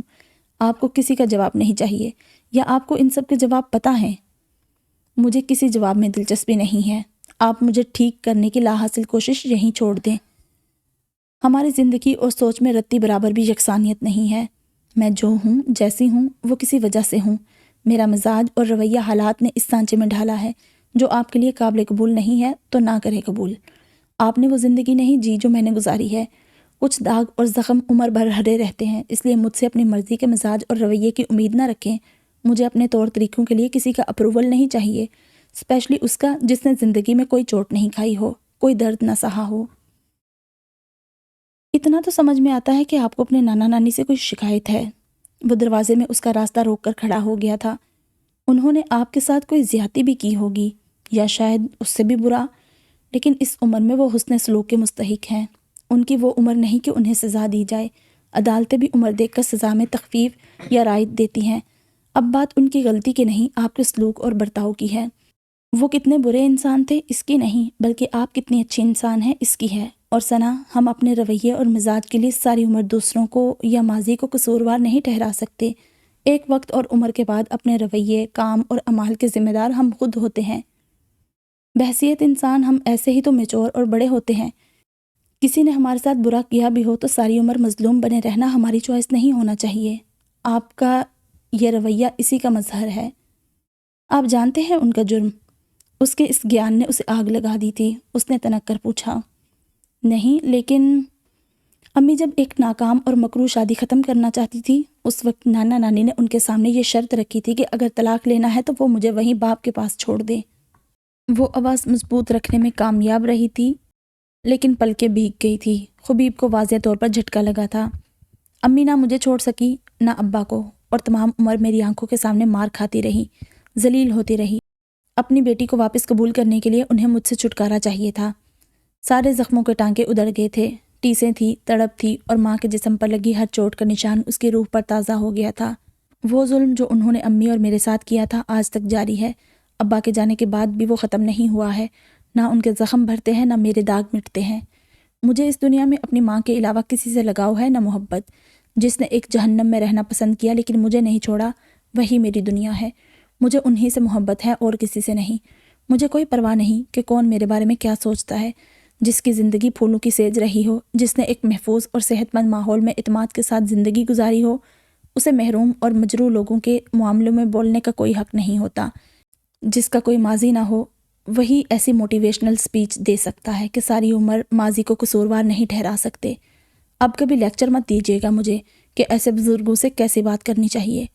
وہ آگے آئی تو خبیب نے خاموشی سے اسے راستہ دے دیا۔ رکشے میں بیٹھتے ہی اس کا ضبط ختم ہو گیا تھا۔ اسے ٹھیک سے یاد نہیں تھا کہ اس وقت اس کی عمر کتنی تھی، لیکن اسے نانا نانی اور فرحین کی وہ باتیں اب بھی یاد تھیں۔ وہ اسے سوتا سمجھ کے اس کے دل میں اپنی محبت بھی سلا گئے تھے۔ اب مجھ سے برداشت نہیں ہوتا ابا، میں نے بہت سوچنے کے بعد یہ فیصلہ کیا ہے۔ فرحین کی آواز غم سے نڈھال اور آنسوؤں میں ڈوبی تھی۔ بیٹا، ماں باپ کے لیے ایسے فیصلوں میں اولاد کا ساتھ دینا آسان نہیں ہوتا۔ اونچ نیچ تو ہر شادی میں ہوتی ہے۔ نانی اب بھی سمجھانے کا ارادہ اور فرحین کے سمجھ جانے کی امید رکھے تھی۔ نہیں اماں، میں اب اور نہیں سہ سکتی۔ میں نے اتنے برس اسی امید پر نکالے کہ وہ سمجھ جائیں گے، بدل جائیں گے۔ بیٹی بڑی ہو رہی ہے، یہ احساس ہی ان کو ہاتھ اٹھانے سے روک دے گا، مگر ایسا کچھ نہیں ہوا۔ اب مجھ میں کوئی اچھی امید نہیں بچی۔ مجھ میں اب اور ذلت اور مار سہنے کا حوصلہ نہیں ہے۔ تو تم نے فیصلہ کر لیا ہے؟ نانا نے پوچھا۔ ہاں ابا، فرحین نے سر جھکا کر مجرموں کی طرح کہا۔ ٹھیک ہے، لیکن ایک شرط ہے۔ مجھے سب کچھ منظور ہے ابا، بس اب اس گھر میں اس آدمی کے ساتھ نہیں رہنا۔ تمہیں ثنا کو اس کے باپ کے پاس چھوڑنا ہوگا۔ فرحین کو اپنے کانوں پر یقین نہیں آیا۔ ابا، وہ رو پڑی۔ میں اپنے جگر کے ٹکڑے کو کیسے اس جلاد کے پاس چھوڑ سکتی ہوں؟ جلاد نہیں ہے وہ، باپ ہے اس کا۔ ثنا اس کی ذمہ داری ہے۔ تم ہماری بیٹی ہو تو تمہارے لیے اس گھر میں ہمیشہ جگہ ہے۔ بیٹیوں کی جگہ سسرال ہوتی ہے یا باپ کا گھر۔ ان کا لہجہ بتا رہا تھا یہ فیصلہ کتنا اٹل ہے۔ تمہیں بھی تو گھر کے حالات کا پتہ ہے، پھر طلاق کے بعد اولاد ساتھ ہو تو دوسری شادی مشکل ہو جاتی ہے، اور اگر وہ بیٹی ہو تو بہت ہی مشکل۔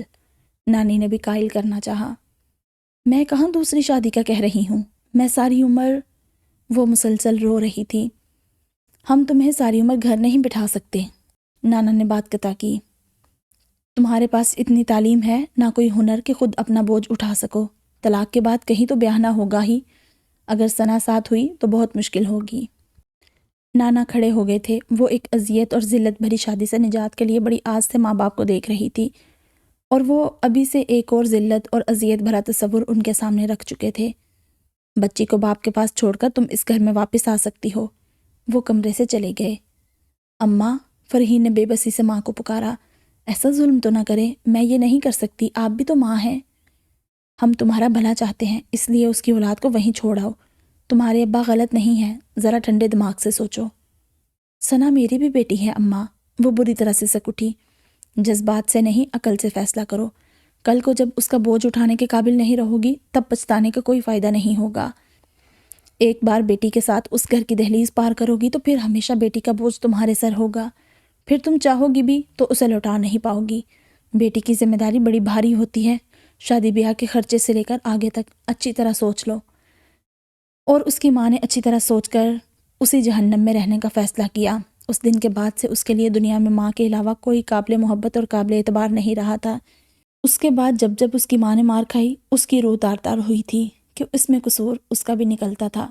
اس کے بعد اس کے دل سے نانا نانی کے لیے اپنائیت ہی نہیں، ان کا مقام اور احترام بھی ختم ہو گیا تھا۔ وہ پھر اپنی ماں سے کبھی آنکھ نہ ملا سکی۔ گھر پہنچی تو شکر تھا کہ گیٹ کھول کر کمرے میں آنے تک کسی سے سامنا نہیں ہوا۔ سر درد کا بہانہ بنا کر اس نے رات کا کھانا بھی نہیں کھایا۔ وہ فی الوقت خبیب کا سامنا نہیں کرنا چاہتی تھی۔ سونے سے پہلے اس نے سوچ لیا تھا کہ اگلے دن باس سے بات کر کے وہ کسی سے اپنی جگہ بدل لے گی، لیکن جب بات کی تو جواب ملا کہ کام تقریباً اختتامی مراحل میں ہے، کچھ دنوں کے لیے کیوں چھوڑ رہی ہو؟ اور جواب دینے کی بجائے اس نے تیزی سے کام ختم کرنے کا سوچ لیا۔ وہ اب زیادہ تر بازاروں میں آرائشی سامان کے لیے خوار ہو رہی تھی۔ خبیب نے مصروفیت کی وجہ سے ساتھ چلنے کے بجائے پہلے ہی سب اس پر چھوڑ دیا تھا، اور اس کی ذمہ داری بڑھ گئی تھی کہ اس کی فرمائش اور پسند کے مطابق سب مرتب کر سکے۔ ذاتی اور پیشہ ورانہ زندگی پہلی بار خلط ملط ہو رہی تھی، پھر بھی وہ ایمانداری سے کوشش کر رہی تھی۔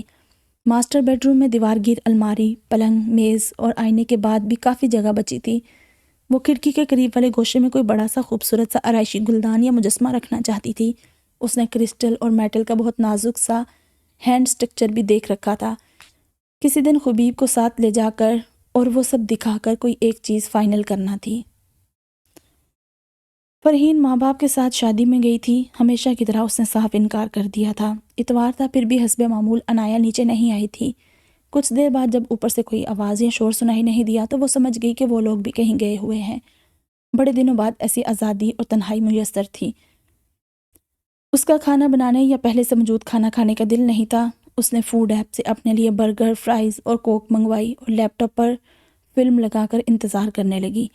چونکہ اکیلی تھی اس لیے اس نے ایئر فونز نہیں لگائے تھے۔ اچانک باہر سے شور ابھرا۔ اس نے گیٹ کی طرف کان لگا کر سمجھنے کی کوشش کی، مگر کچھ پلے نہ پڑا۔ اس نے نظریں واپس لیپ ٹاپ پر مرکوز کی اور پاس سکرین کو پھر سے متحرک کیا۔ تبھی باہر سے ایک تیز نسوانی چیخ ابھری۔ وہ لیپ ٹاپ صوفے پر رکھ کر کھڑی ہوئی اور جیسے تیسے چپل پیر میں ڈال کر گیٹ سے باہر آئی۔ 2 مکان چھوڑ کر گلی میں ایک جوان سی عورت زمین پر بیٹھی دوپٹہ اور خود کو سنبھالتے ہوئے ہلکان ہو رہی تھی۔ جینز اور بنیان پہنے ایک آدمی جسے دیکھتے ہی وہ سمجھ گئی تھی کہ وہ اس کا شوہر ہے، اسے پیر سے ٹھوکریں مار رہا تھا۔ اس کا سانس رکنے لگا۔ آس پاس تماش بین بھی کھڑے تھے۔ وہ تیزی سے واپس پلٹی اور تپائی سے فون اٹھا کر پولیس ایمرجنسی نمبر ملانے لگی۔ وہ جاتے ہوئے روز پولیس اسٹیشن دیکھتی تھی جو گھر سے بمشکل 5 منٹ کی دوری پر تھا۔ اسے یقین تھا کنٹرول روم یا ایمرجنسی سینٹر والے اسی پولیس اسٹیشن کو اطلاع دے کر یہاں پہنچنے کو کہیں گے۔ اس نے اس سے پہلے کبھی یوں فون نہیں کیا تھا، لیکن اس نے ایسے ہی کسی دن کے لیے متعلقہ تمام نمبر محفوظ کر رکھے تھے۔ اتفاق سے دوسری جانب سے فوراً جواب مل گیا۔ اس نے اپنا پتہ اور باہر کی صورتحال بتا کر فون رکھا اور گیٹ پر آئی۔ گلی میں کیوں تماشا کر رہے ہو؟ اپنے گھر میں کرو یہ سب، ایک ادیڑ عمر کی عورت نے ناگواری سے کہا، مگر خود وہیں جمی رہی۔ تو اپنا کام کر، مرد نے غصے سے کہا، مگر الفاظ کہاں غصہ کم کرتے ہیں۔ سو ایک زوردار لات عورت کے پیٹ میں ماری۔ وہ جو اٹھنے لگی تھی بلبلاتی ماں کو پکارتی پیٹ پکڑ کر پھر زمین پر گر گئی۔ اس کے ہاتھ پیر ٹھنڈے ہو کر کانپنے لگے تھے۔ وہ آگے بڑھ کر اس آدمی کو روکنا چاہتی تھی، لیکن قدم من بھر کے ہو گئے تھے۔ چھٹی کے دن بھی سکون نہیں ہے۔ ایک مرد بڑبڑاتا ہوا اس کے آگے سے گزر گیا۔ بس کر، مر جائے گی وہ۔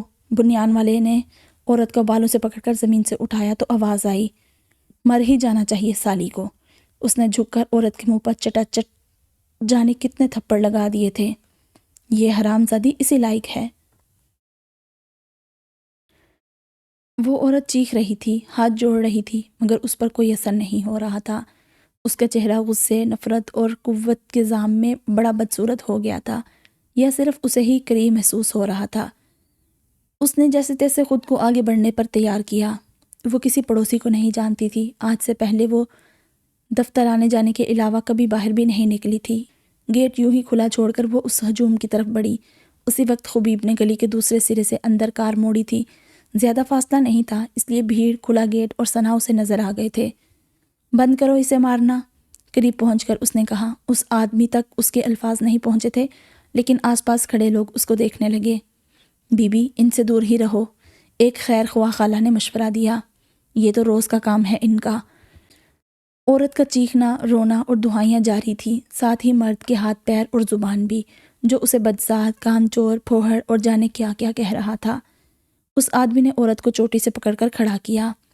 اتنی مار کھا کے بھی عقل ٹھکانے نہیں آتی ہے تیری، تجھے تو زندہ زمین میں گاڑ دینا چاہیے۔ عورت نے اپنے بال چھڑانے کی کوشش کی، جس میں ذرا سی کامیاب بھی ہو گئی تھی، اور آدمی اس شکست پر اور چراغ پا ہو گیا۔ اس نے زور سے اسے سامنے پھینکا۔ وہ دبلی پتلی سی تھی، دور جا گری۔ ثنا دوڑ کر اس کے پاس گئی اور اسے اٹھانے لگی۔ بس کرو، کتنا مارو گے، مر جائے گی وہ۔ عورت کے منہ سے خون نکل رہا تھا، اس کا ہونٹ پھٹ گیا تھا۔ ہمارے بیچ بولنے والی تو کون ہوتی ہے؟ مرد غرایا اور جھپٹ کر عورت کو اس سے چھڑا کر ایک طرف کیا۔ یہ نئی سہیلی ہے تیری؟ اس کے دم پر مجھ سے زبان چلا رہی تھی؟ نہیں نہیں، اس عورت نے ہراساں ہو کر ہاتھ جوڑے، میں نہیں جانتی اسے۔ پھر جھوٹ؟ آدمی کا زناٹے دار تھپڑ ایسا شدید تھا کہ وہ لڑکھڑا گئی۔ ثنا نے اسے تھاما تو عورت نے تیزی سے اس کا ہاتھ جھٹک دیا۔ کون ہو تم؟ دور رہو مجھ سے۔ وہ مار اس آدمی سے کھا رہی تھی، مگر غصہ اسے ثنا پر آ رہا تھا۔ خبیب کار کھڑی کر کے وہاں پہنچ گیا تھا۔ یہ کیا تماشا لگا رکھا ہے آپ سب نے؟ اس نے وہاں کھڑے لوگوں کو مخاطب کیا۔ گھر جائیں، اپنا کام کریں، یہ ان کے گھر کا معاملہ ہے، آپ سب یہاں کیا کر رہے ہیں؟ جائیں یہاں سے۔ اس کی بات کا اثر تھا، اس کے سخت لہجے کا، اس کی شخصیت کا، یا اس کی کار اور حلیے سے وہ مرعوب ہوئے تھے کہ بڑبڑاتے ہوئے ادھر ادھر ہونے لگے۔ کچھ اپنی جگہ جمے رہے۔ آپ بھی گھر کے معاملات گھر میں نپٹائیں، یہ شریفوں کا محلہ ہے۔ وہ وہاں کھڑے چند لوگوں کی طرف مڑا۔ آپ ابھی تک یہی ہیں؟ جائیں۔ اس کا انداز حکمیہ تھا۔ ہم بھی کوئی بدماش نہیں ہیں، اس آدمی نے کہا اور عورت کا بازو پکڑ کر اسے گھسیٹا۔ تو چل اندر۔ وہ اسے کھینچتا اپنے گھر کی طرف بڑھا۔ وہ اندر لے جا کر تو مار ہی ڈالے گا اسے۔ اس نے بے قراری اور ذرا غصے سے خبیب کو دیکھا۔ آپ گھر چلیں۔ خبیب نے اس کی بات انسنی کی۔ آپ نے اس عورت کی مشکل اور بڑھا دی ہے۔ وہ بری طرح چڑ گئی، جنجلائی سی ان دونوں کے پیچھے جانے لگی تھی کہ خبیب سامنے آیا۔ آج سے پہلے ایسے کتنے معاملات سلجھائے ہیں آپ نے؟ آج پہلا سلجھاؤں گی۔ وہ تھک گیا ہے، اب مزید ہاتھ اٹھانے کی سکت نہیں ہے اس میں، خبیب نے نرمی سے کہا۔ ثنا نے دیکھا لمبی لمبی سانسیں لیتا وہ تیسرے مکان کے کھلے دروازے میں داخل ہو رہا تھا۔ اس بھیڑ کی موجودگی میں رک جانا اس کی شان کے خلاف تھا۔ جتنی دیر لوگ اس کی مردانگی کا مظاہرہ دیکھنے جمع رہتے، تھک جانے کے باوجود بھی اس کے ہاتھ پیر بھی چلتے رہنے تھے۔ اب تسلی ہو گئی ہے اس کی۔ اندر داخل ہو کر اس نے عورت کا ہاتھ جھٹک کر اسے دور کیا اور خود پلنگ پر بیٹھ کر ماتھے کا پسینہ پونچھنے لگا۔ وہ 2 کمروں کا چھوٹا سا مکان شاید کرائے کا تھا۔ ثنا نے گردن سیدھی کر کے خبیب کو دیکھا، وہ اسے ہی دیکھ رہا تھا۔ وہ کچھ کہے بنا گھر کی طرف بڑھ گئی۔ خبیب اس کے پیچھے تھا۔ وہ گیٹ تک پہنچا تبھی اس کا کھانا بھی آ گیا۔ خبیب ڈلیوری مین سے لفافہ لے کر ہال میں آیا۔ صوفے پر اس کا لیپ ٹاپ رکھا تھا اور وہ اندر تھی۔ پانی پی کر واپس آئی تو اس کے ہاتھ میں پانی سے بھرا گلاس تھا۔ تھینک یو، خبیب نے گلاس لیتے ہوئے کہا۔ گھر میں کوئی نہیں ہے؟ اوپر والے بھی نہیں؟ پانی پی کر اس نے پوچھا۔ سب باہر گئے ہیں۔ اسی وقت اس کا فون بجنے لگا۔ باہر گلی میں پولیس آئی تھی اور اس سے پوچھ رہی تھی کہ یہاں تو سب ٹھیک ہے، تو جھوٹا فون کیوں کیا؟ وہ بات کرتے ہوئے گیٹ کھول کر باہر نکلی۔ خبیب نے اس کی بات سے اندازہ لگایا اور سر تھام لیا۔ اس کے پیچھے وہ بھی باہر آیا۔ تب تک ثنا کانسٹیبل کے ساتھ اس گھر کی طرف چل پڑی تھی۔ وہاں آدمی پلنگ پر سو رہا تھا اور عورت اندر چائے بنا رہی تھی۔ اس کی جوش سے بھری آواز پر اس عورت کے پہلے جملے سے ہی اوس پڑ گئی۔ ارے کیا دشمنی ہے تیری مجھ سے؟ جان نہ پہچان اور چلی ہے میرے گھر کو برباد کرنے۔ کچھ نہیں ہوا ہے صاحب، یہ معلوم نہیں کیوں۔ وہ ہکا بکا سی اسے میاں کی تعریفوں میں رطب اللساں دیکھ رہی تھی۔ آدمی بھی ہاتھ جوڑ کر خود کو نہایت شریف اور معصوم ثابت کر رہا تھا۔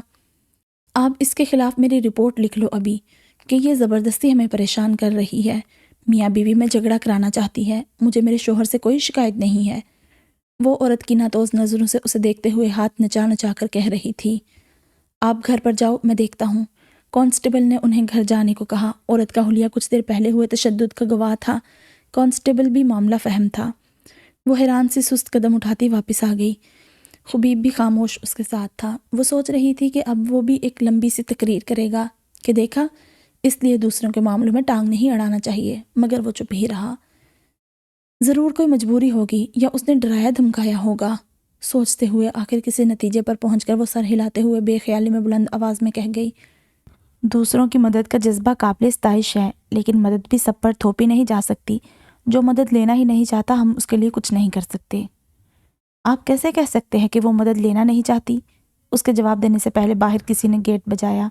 وہ اٹھ کر باہر آئی تو وہاں وہی کانسٹیبل کھڑا تھا۔ میڈم، اب سمجھا آپ نے، میاں بیوی کے جھگڑے میں کبھی نہیں کودنے کا۔ وہ لڑ جھگڑ کر ایک ہو جاتے ہیں، کبھی کبھی تو کمپلین کرنے والا پھنس جاتا ہے۔ آج فون آیا تو بڑے صاحب کو لگا بات زیادہ بگڑ گئی ہوگی، اس لیے کسی نے فون لگایا، لیکن یہ تو روز کی کٹ کٹ ہے ایسے لوگوں کی۔ مارنے اور مار کھانے والے دونوں راضی ہو تو پولیس بھی کچھ نہیں کر سکتی۔ آپ کو بھی سبق مل گیا نا، اب فون نہیں کرنے کا۔ کانسٹیبل اسے غلط سلط گیان بانٹ کر چلا گیا۔ وہ مرے مرے قدموں سے واپس اندر آئی۔ خبیب نے کھوئی کھوئی ثنا کو بغور دیکھا۔ اس کے صبیح چہرے پر اداسی اور مایوسی پھیلی تھی۔ ہم چاہتے ہوئے بھی سب کی مدد نہیں کر سکتے، اس میں برا فیل کرنے کی ضرورت نہیں ہے۔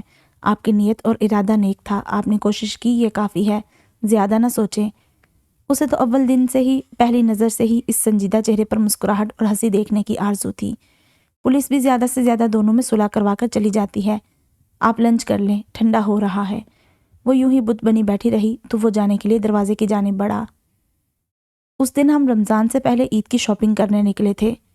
وہ اسی انداز میں گود میں رکھے ہاتھوں کو دیکھ کر بولی۔ یہ سمجھنا مشکل تھا کہ وہ اس سے مخاطب ہے یا یہ خود کلامی ہے۔ وہ رک گیا۔ میرے سامنے تو ابا امی پر ہاتھ نہیں اٹھاتے تھے، لیکن ایک ہی گھر میں رہتے ہوئے یہ بات مجھ سے چھپی نہیں تھی۔ ابا کی آوازیں، ان کا غصہ، امی کی دبی دبی سسکیاں، امی کا رویا چہرہ، مار کے نشان چھپانے کی کوشش، میں سب جانتی تھی۔ لیکن اس دن جو ہوا وہ میرے لیے قیامت تھا۔ اس کے بعد میری دنیا بدل گئی تھی۔ اس کے آنسو ہاتھوں پر گرنے لگے تھے۔ جانے کس بات پر ابا کا مزاج بگڑا اور انہوں نے بیچ سڑک ہی امی کے گال پر تھپڑ مار دیا۔ امی کو بھی اس بات کی امید نہیں تھی۔ وہ کسی قرض اور فضل کی طرح چپ چاپ مار کھایا کرتی تھی۔ ابا کو بھی ایک بت پر اپنا غصہ نکالنے کی عادت تھی، لیکن اس دن امی نے ان سے ہاتھ جوڑ کر منت کی کہ شانت ہو جائیں، ہم باہر ہیں، اس طرح نہ کریں، لوگ دیکھ رہے ہیں۔ اور ان کا منہ کھولتا ابا کو آپے سے باہر کر گیا۔ وہ کہاں ہے، کون دیکھ رہا ہے، اس سے انہیں کوئی فرق نہیں پڑتا تھا۔ لیکن وہ اس وقت مجھے بھی بھول گئے کہ میں بیچ سڑک پر کھڑی اپنے باپ کے ہاتھوں ماں کو پٹتے ہوئے دیکھ رہی ہوں۔ انہوں نے جاہلوں کی طرح لاتوں کا استعمال نہیں کیا تھا، بس امی کی پشت اور ان کا چہرہ ان کے زیر عتاب رہا تھا، ساتھ ان کی زبان بھی چل رہی تھی۔ میں وہاں کھڑی روتے ہوئے لوگوں کو پر امید نظروں سے دیکھ رہی تھی کہ کوئی تو ابا کا ہاتھ پکڑے گا، امی کو ان سے دور کرے گا، لیکن وہ سب تو مزے لے رہے تھے۔ میں شاید 5 سال کی ہوں گی اور تب ہی میں نے انسانوں کی بے حسی بہت شدت سے محسوس کی تھی، اتنی شدت سے کہ اس کے بعد میرے اندر لوگوں کے لیے کوئی اچھا خیال نہیں بچا جو ایسے موقعوں پر تماش بین بن جاتے ہیں۔ گھر پر بھی یہ سب میں بند کمرے میں سن اور محسوس کر سکتی تھی تو باہر بھی آوازیں لازمی جاتی ہوں گی، مگر کبھی کسی نے دستک دے کر اسے روکنے کی کوشش نہیں کی۔ کیا ماجرا ہے نہیں پوچھا۔ بعد میں ہنسی مذاق کرنے والے وہی پڑوسی مجھے زہر لگتے تھے۔ کسی کی مداخلت میری ماں کو مار سے بچا سکتی تھی، مگر کبھی کوئی آگے نہیں آیا۔ تماشا دیکھتے وقت، دیوار سے کان لگا کر سنتے وقت دوسروں کے معاملے میں بڑی دلچسپی ہوتی ہے، لیکن اسے روکتے وقت دوسروں کے معاملے میں نہ پڑنے کا اصول یاد آ جاتا ہے۔ امی جو بھرم اور عزت قائم رکھے تھی، اس دن وہ مٹی ہو گئی تھی۔ ان کی ذات کی سرے بازار یہ تذلیل ہم ماں بیٹی کو ہمیشہ کے لیے بدل گئی۔ جب جب انہوں نے آئینہ دیکھا ہوگا، انہیں اس دن کی ذلت دکھائی دی ہوگی۔ اس کے بعد ہی امی نے ابا سے الگ ہونے کا فیصلہ کیا تھا، جو میری وجہ سے پورا نہیں ہو پایا۔ تشدد اور ظلم میں 3 فریق ہوتے ہیں، ایک کرنے والا، دوسرا سہنے والا اور تیسرا دیکھنے والا۔ اور اسی دیکھنے والے کی ذمہ داری ہے کہ وہ انجام سے بے پرواہ ہو کر بچانے والا، روکنے والا بھی بنے۔ اس نے ایک ہاتھ اٹھا کر گال خشک کیے۔ آئندہ بھی جتنی بار میں یہ ہوتا دیکھوں گی اتنی بار روکنے کی کوشش کروں گی، چاہے بدلے میں میرے خلاف رپورٹ درج ہو جائے یا 2-4 چانٹے مجھے بھی پڑ جائیں۔ میں خاموش تماشبین نہیں بن سکتی۔ خبیب اس کے سامنے آ کر رک گیا۔ ضروری نہیں ہے کہ ایسے موقعوں پر موجود ہر انسان بے حس ہوتا ہے یا یہ شو انجوائے کرتا ہے۔ اکثر لوگ چاہتے ہوئے بھی آگے نہیں بڑھتے کہ انہیں اپنی عزت پیاری ہوتی ہے۔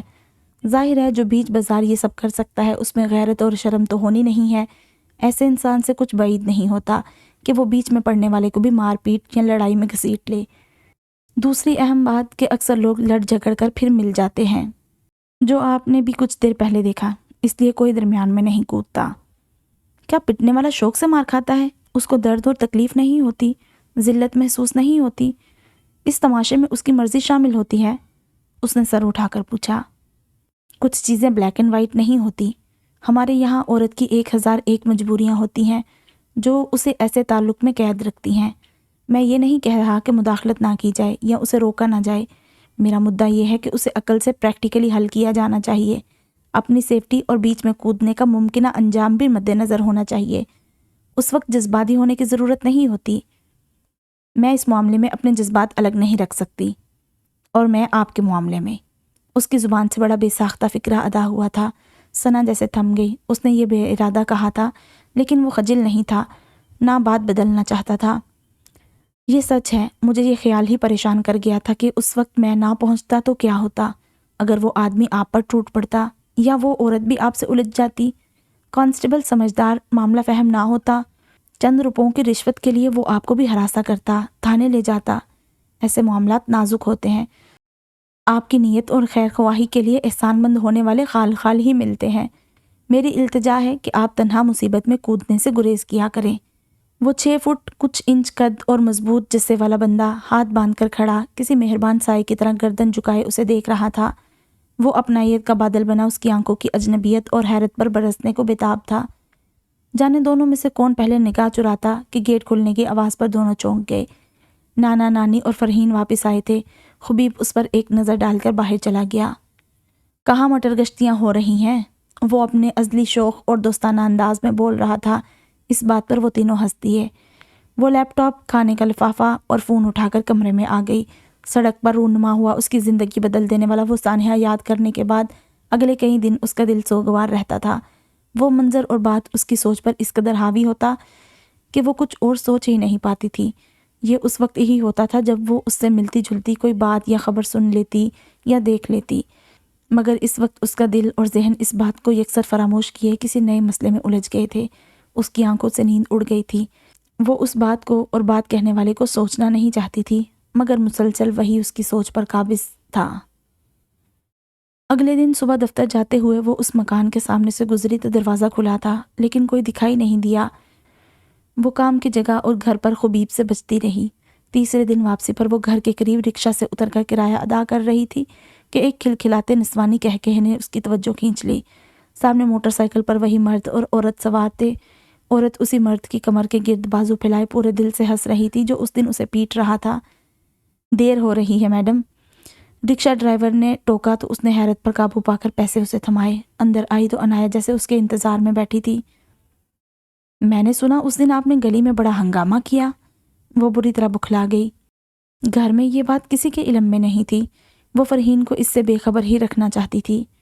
لگتی تو نہیں آپ دوسروں کے پھڈوں میں ٹانگ اڑانے والی؟ کس دن کیا ہوا؟ نانی نے گھبرا کے پوچھا۔ آپ کو بھی نہیں پتا؟ عنایا ان کے قریب جا کر خالی کرسی پر بیٹھ گئی۔ تبھی فرحین صحن میں آئی۔ ثنا تیزی سے انہیں نظر انداز کرتی اپنے کمرے میں آ گئی۔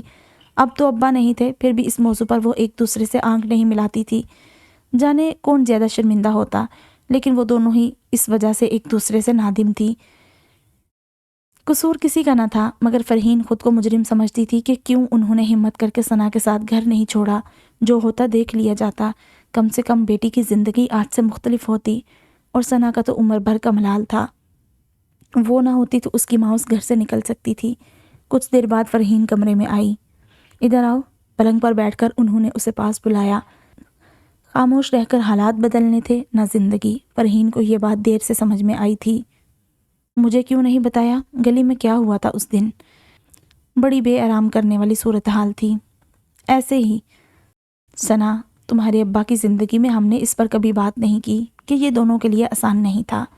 ہم اب بھی گزرے وقت کی بات نہیں کریں گے، لیکن آج اس وقت حال میں جو ہوتا ہے اس پر کیوں ہم ایک دوسرے سے کھل کر نہیں بولتے؟ ہمیں اس کی عادت نہیں ہے۔ ہم نے ہمیشہ کچھ کہے سنے بنا ہی وقت گزارا ہے۔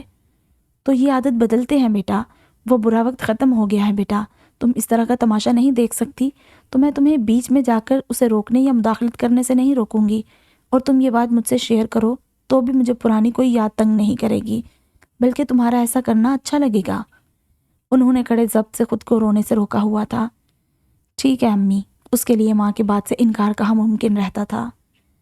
اس کی چھوٹی خالہ اپنی دونوں بیٹیوں کے ساتھ آئی تھی۔ ان کی بیٹیاں عمر میں ثنا سے کافی چھوٹی تھی۔ خالہ اسکول میں معلمہ تھی۔ وہ ان کے خاندان کی سب سے خوش مزاج، باتونی اور تعلیم یافتہ ہستی بھی تھی۔ اس کی خاموشی اور بیزاری کے باوجود ان کا کمال تھا کہ وہ اس سے گفتگو میں چند جملے تو بلوا ہی لیتی تھی۔ گھر کا ماحول کچھ بدلا سا تھا، ہنسی مذاق کہکہے گونج رہے تھے۔ کاش آپی، ثنا آپ پر چلی جاتی تو یہ رونق صرف آپ کے آنے پر نہ ہوتی۔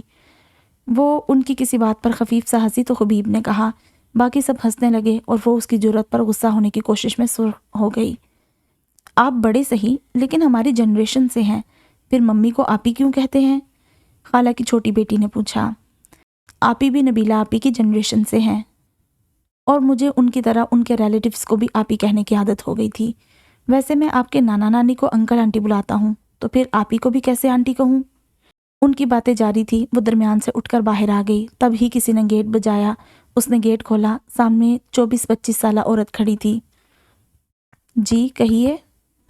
خبیب علی ملا سے ملنا ہے، وہ یہاں رہ رہے ہیں نا؟ آئیے، اس نے اندر آنے کی جگہ دی۔ اندر اطلاع دینے جانے لگی تھی کہ مڑ کر نام پوچھا، شاکرہ۔ مزید کچھ پوچھے بنا وہ حال میں آئی۔ باہر کوئی خاتون ملنے آئی ہیں، اس نے بلند آواز میں کہا۔ آپ سے؟ سب اس کی طرف متوجہ ہوئے تو اس نے خبیب کی سمت ہاتھ اٹھایا۔ مجھ سے؟ وہ کچھ سوچتا حیران سا کھڑا ہو گیا۔ تب تک شاکرہ اس کے پیچھے پیچھے دروازے تک آ گئی تھی۔ اس نے وہیں سے سلام کیا۔ اسے دیکھ کر سب کے تاثرات بدل گئے۔ تم یہاں کیا کرنے آئی ہو؟ خالہ نے طنز اور ناگواری سے کہا۔ باری باری سب اپنی جگہ سے اٹھ گئے۔ اندر آؤ، فرحین نے میزبانی نبھائی۔ تم دونوں بیٹھو، بات کرو، نانا نے خبیب کے کاندھے پر ہاتھ رکھ کر کہا، اور سب ہال سے نکل گئے۔ وہ بھی سب کے پیچھے اپنے کمرے میں جانے لگی تھی کہ فرحین نے روکا۔ بیٹا، مہمان کے لیے چائے بنا دو۔ جی اچھا۔ وہ باورچی خانے میں آ گئی۔ اس کے پیچھے خالہ بھی تھی۔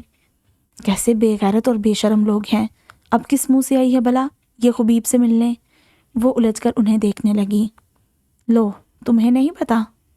کیا؟ خبیب و شاکرہ سگے بہن بھائی نہیں ہیں۔ مجھے ان کے بارے میں کچھ نہیں پتا۔ خبیب کی دوسری ماں روایتی ستیلی ماں ہے۔ ستیلی ماؤں کے جتنے ظلم کہانیوں میں سنے پڑے تھے، انہوں نے سارے خبیب پر ڈھائے، بلکہ چند اپنی طرف سے بھی ایجاد کر لیے۔ خبیب کے ابا کی سرکاری نوکری تھی، مختلف شہروں میں ان کے تبادلے ہوتے رہتے تھے، مگر وہ فیملی کو ساتھ نہیں رکھتے تھے۔ پیچھے ان ماں بیٹیوں اور بیٹے کو کھلی چھوٹ اور پوری آزادی تھی۔ اسے نوکر سمجھتے، بھوکا رکھتے یا قید میں ڈالتے۔ اتنا ہی نہیں، جھوٹی سچی شکایتیں لگا کر باپ بیٹے میں بھی درار ڈال دی تھی۔ اسے بھوکا رکھنے سے لے کر سرد راتوں میں کمرے کے باہر کھڑا رہنے کی سزا سے لے کر اس کی تعلیم رکوانے کی کوشش تک کی تھی۔ سارا خاندان گواہ ہے۔ آخر چوری ووری کا الزام لگا کر اسے گھر سے نکال دیا۔ تب خبیب شاید 10ویں میں تھا۔ بھابھی کے ابا اور خبیب کے ابا چچا زاد تھے۔ انہوں نے خبیب کو اپنے گھر میں رکھا، پڑھائی جاری رکھی۔ وہاں سے نکلنے کے بعد خبیب بھی بدلا۔ پھر مرنے سے پہلے شاید اس کے ابا کو احساس ہو گیا تھا، یا جانے کیا تھا، کہ انہوں نے جو ایک مکان خرید رکھا تھا وہ اس کے نام کر دیا تھا۔ اس وقت تو وہ ویران علاقہ تھا، مکان کی قیمت بھی بہت کم تھی، لیکن 10-12 سال بعد اس علاقے کی ڈیمانڈ بڑھی اور مکان کے دام بھی کئی گنا بڑھ گئے۔ خبیب نے اسے بیچا اور نوکری چھوڑ کر کوئی کام شروع کیا تھا۔ آج خبیب جس مقام پر ہے اپنی محنت اور حوصلے کی وجہ سے ہے۔ اس نے برا وقت، برے لوگ دیکھے، ظلم زیادتی سہی، لیکن پھر بھی اپنی زندگی بنا لی، نوکری چھوڑ کے اپنے کاروبار پر دن رات محنت کی، اور اب یہ بے غیرت، موقع پرست اور لالچی لوگ اس کے پاس آ رہے ہیں۔ بھابھی کہہ رہی تھی اس سے پہلے بھی اس کا بھائی آیا تھا کچھ مدد مانگنے۔ اسے تو ملنا ہی نہیں چاہیے کسی سے بھی۔ لیکن خبیب الگ مزاج کا ہے بہت۔ ثنا کے سر پر آسمان گرا تھا جس کے تلے وہ پوری طرح دھنس گئی تھی مارے شرمندگی کے۔ میں نے کبھی اسے ماں یا بہن بھائی کے خلاف بولتے نہیں دیکھا، بلکہ وہ کسی اور کو بھی ان کے خلاف بولنے سے روکتا ہے۔ اس نے کبھی ان کے متعلق کوئی شکوے شکایتیں کی نہ، خود پر گزری سنا سنا کر ہمدردیاں سمیٹی۔ بھائی بھابھی کی شادی کے وقت وہ کالج میں تھا، ساتھ کچھ کام بھی کرتا تھا، تب بھی تو اتنی بات نہیں کرتا تھا، لیکن جیسے جیسے وقت گزرا وہ بے تکلف ہوا اور زندگی میں کامیابیوں کے ساتھ ساتھ اس کا مزاج آسمان پر نہیں گیا، بلکہ وہ زیادہ عاجز اور حلیم ہوتا گیا۔ تب سے دیکھ رہے ہیں اسے، حیران پر حیران کیے جاتا ہے۔ اس کے آس پاس اپنی آواز گونج رہی تھی، وہ پہلی بار زندگی میں اپنی کہی باتوں پر پچھتا رہی تھی۔ جس کی زندگی پھولوں کی سیج رہی ہو، جس نے ایک محفوظ اور صحت مند ماحول میں اعتماد کے ساتھ زندگی گزاری ہو، اسے محروم اور مجروح لوگوں کے معاملے میں بولنے کا کوئی حق نہیں ہوتا۔ جس کا کوئی ماضی نہ ہو وہی ایسی موٹیویشنل سپیچ دے سکتا ہے کہ ساری عمر ماضی کو قصوروار نہیں ٹھہرا سکتے۔ اسے یہ زعم تھا کہ اس کے اندر تلخی تاریکی جس وجہ سے ہے وہ کسی اور نے دیکھی نہ صحیح ہے۔ اس کا دکھ یکتا ہے، باپ تو اوروں کے بھی ظالم ہوتے ہیں، لیکن نانا نانی کی خود غرضی اور سب سے بڑھ کر اپنی وجہ سے ماں کو سب سہتے اور برداشت کرتے دیکھنے کا دکھ سب کا نہیں ہوتا۔ اسی زعم میں وہ خبیب کو سنا گئی تھی، اور اب اس کا دل کیا وہ کسی طرح وقت میں پیچھے جا کر خود کو خاموش کرا دے۔ خبیب کی دنیا مثال دیتی ہے، لیکن میں کہتی ہوں انسان کو اتنا بھی سیدھا اور بھولا نہیں ہونا چاہیے، ورنہ اس کی ماں اور بہن بھائی جیسے لوگ کبھی سدھریں گے نہیں۔ انہیں تو اچھا سبق سکھانا چاہیے کہ ان سے عبرت لے کر پھر کوئی ایسا کرنے کی غلطی نہ کرے۔ 2 کپ چائے پتیلی میں کھول رہی تھی، وہ اس پر نظریں جمائے شرمندہ تھی۔ نکالو، میں دے آتی ہوں چائے، خالہ نے کہا۔ دیکھو ذرا کیوں ملنے آئی ہے وہ۔ اس نے چائے کے کپ ٹرے میں رکھ کر انہیں تھما دیے۔ ان کے جانے کے بعد بھی وہ وہیں کھڑی رہی۔ اس کا ملال اور پچھتاوا ہر گزرتے لمحے کے ساتھ بڑھتا جا رہا تھا۔ جانے کتنا وقت گزرا ہوگا کہ حال سے خالہ کی آواز آئی تو وہ ادھر دوڑی، لیکن دروازے سے پہلے ہی رک گئی۔ کیسے اندر جا کر اس کا سامنا کرتی، اور کیوں؟ حال میں جا کر کیا کرنا یا کہنا تھا اسے؟ اپنے کمرے میں جانے کے لیے بھی اسے حال کے دروازے کے سامنے سے ہی جانا تھا۔ اس کے شوہر کی جاب چلی گئی ہے، پریشانی میں ہے، جاب کا کہنے آئی تھی کہ کہیں لگوا دوں یا اپنے پاس کام پر رکھ لوں۔ اور تم نے کیا کہا؟ کل اپنے آفس بلایا ہے اسے۔ خبیب، تم ایسا کرو گے تو ہر بار۔ آپی، اس نے رسان سے بات کاٹی، وہ سب باتیں نہ چھیڑے، میں سب جانتا ہوں، کسی کی مدد کرنا کوئی بری بات نہیں ہے۔ خالہ نے ایک آہ بھری۔ تو تم نہیں سمجھو گے، بھابھی ہر بار فون پر مجھے کہتی ہیں کہ میں نظر رکھوں، کہیں وہ لوگ پھر تمہاری زندگی جہنم نہ بنا دیں۔ آپ یقین رکھیں اور نبیلہ آپی کو بھی یقین دلا دے کہ اب میری زندگی اللہ چاہے تو ہی جہنم ہو سکتی ہے، کسی انسان کو یہ اختیار نہیں سونپا ہے میں نے۔ وہ پہلی بار اسے اس قدر سنجیدہ دیکھ رہی تھی، اب بھی اس کے ماتھے پر شکن نہیں تھی، اس کے خوبرو اور جاذب چہرے پر اب بھی اطمینان تھا۔ اس کا فون بجا، وہ جیب سے فون نکال کر دیکھنے لگا تو ثنا تیزی سے دروازے کے سامنے سے گزر کر کمرے میں آ گئی۔ رت جگہ اس نے پہلے بھی منائے تھے، لیکن وجہ پہلی بار بدلی تھی۔ اگلی صبح ہال کی کھڑکی سے زینے کو تکتے ہوئے کوئی اسے اکسا رہا تھا کہ باہر جا کر اپنے رویے کی معذرت کر لو، لیکن اس کی ندامت اس آواز سے زیادہ بھاری تھی۔ وہ جانتی تھی جلد ہی وہ اپنے گھر چلا جائے گا، اس کے بعد اسے دیکھنا اور ملنا ناممکن ہوگا۔ آج سے پہلے کبھی نہیں ہوا تھا کہ اپنے غلط رویے کے لیے معذرت کی ضرورت پڑی ہو۔ مجھے غلطی کا احساس ہو گیا، کافی ہے، سوری کی کیا ضرورت؟ مجھے سچائی کا علم نہیں تھا، آئندہ ایسی کوئی بات نہیں کروں گی۔ اس نے خود کو سمجھانا چاہا، لیکن اسے قرار نہیں آیا۔ اسے خبیب سے وہ سب کہتے ہوئے اپنا انداز بھی یاد تھا، جس میں اسے حاصل مراد، سہولیات اور محبتوں کے لیے طنز تھا۔ وہ اسے برا محسوس کرانا چاہتی تھی کہ وہ محروم تھی، جبکہ اسے سب میسر تھا، لیکن اب اسے یقین کرنا مشکل ہو رہا تھا کہ ایک مجروح اور ہر طرف سے تنہا کر دیا گیا بندہ اس قدر مثبت اور خوش مزاج کیسے ہو سکتا ہے۔ اس کا ذہن اس سچ کو قبول کرتے ہوئے حیران اور متامل تھا۔ اپنی کہی تیر سی باتیں اب اسے ہی چبھ رہی تھی۔ اسے مشکل اور تکلیف سے ناآشنا سمجھ کر اپنے زخموں کی نمائش کر کے درد جتا کر اس نے جو اس کی زندگی کا مذاق اڑایا تھا، خود کو اپنے رویے اور مزاج پر برحق ثابت کیا تھا، وہ سب کچھ اب اس کا دل کچل رہا تھا۔ جب ہم اپنے غم کے زام میں خود کو دنیا کا ستم زدہ اور مغموم انسان مان لیتے ہیں تو باقی کے دکھ ہماری نظر میں خود بخود کمتر ہو جاتے ہیں۔ اپنے دکھوں اور غموں کی وجہ صرف دوسروں کو مان لیتے ہیں تو ان کی تذلیل کرنا، انہیں نیچا دکھانا، انہیں تکلیف پہنچانا بھی اپنا حق سمجھ لیتے ہیں، جیسا وہ نانا نانی کے ساتھ کرتی تھی۔ انسان کی فطرت یہاں بھی اپنے رنگ دکھاتی ہے، میرے ساتھ اتنا برا ہوا، میں ساری دنیا کے ساتھ برا کر سکتا ہوں۔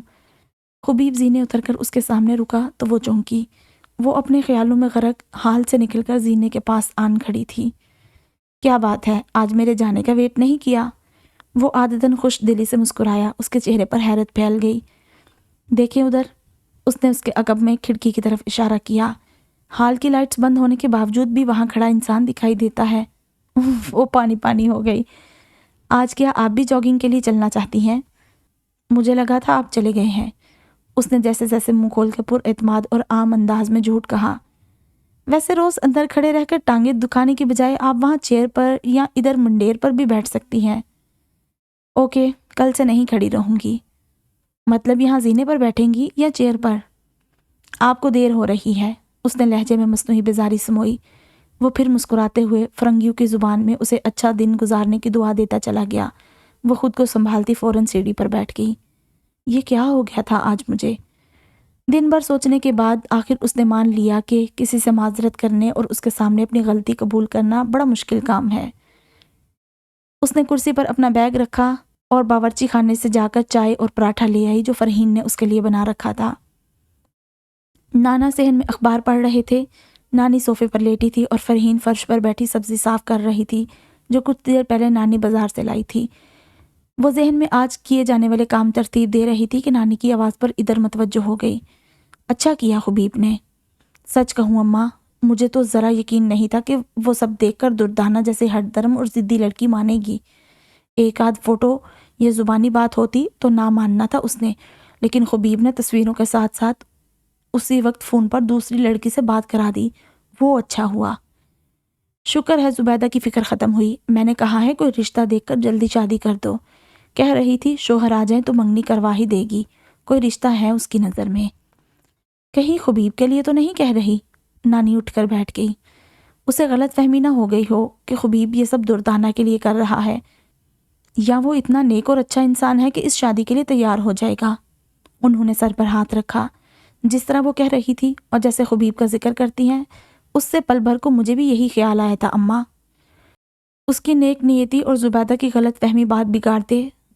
اس سے پہلے بتا دو اس کو کہ اس کی ماں نے اسے چھوڑ کر طلاق لے کر جس سے شادی کی تھی اس کے بارے میں افواہیں تھی کہ وہ گلی محلے کا ہی کوئی آدمی تھا، اس لیے وہ کسی ایسی لڑکی کو کبھی پسند نہیں کرے گا۔ مدد کرنا اس کی فطرت ہے، اور پھر یہاں تو زبیدہ نے باقاعدہ اس سے لڑکی کے بارے میں پتہ کرنے کو کہا تھا۔ پراٹھے کا نوالا ثنا کے حلق میں اٹک گیا۔ اس نے پانی سے اسے نیچے دھکیلا اور ناشتہ چھوڑ کر کرسی سے ٹیک لگا لی۔ یہ کیسا انکشاف تھا؟ میں باتوں باتوں میں اس کا ارادہ معلوم کرتی ہوں، ایسا کچھ لگا تو اپنے طریقے سے سمجھا دوں گی، فرحین نے کہا۔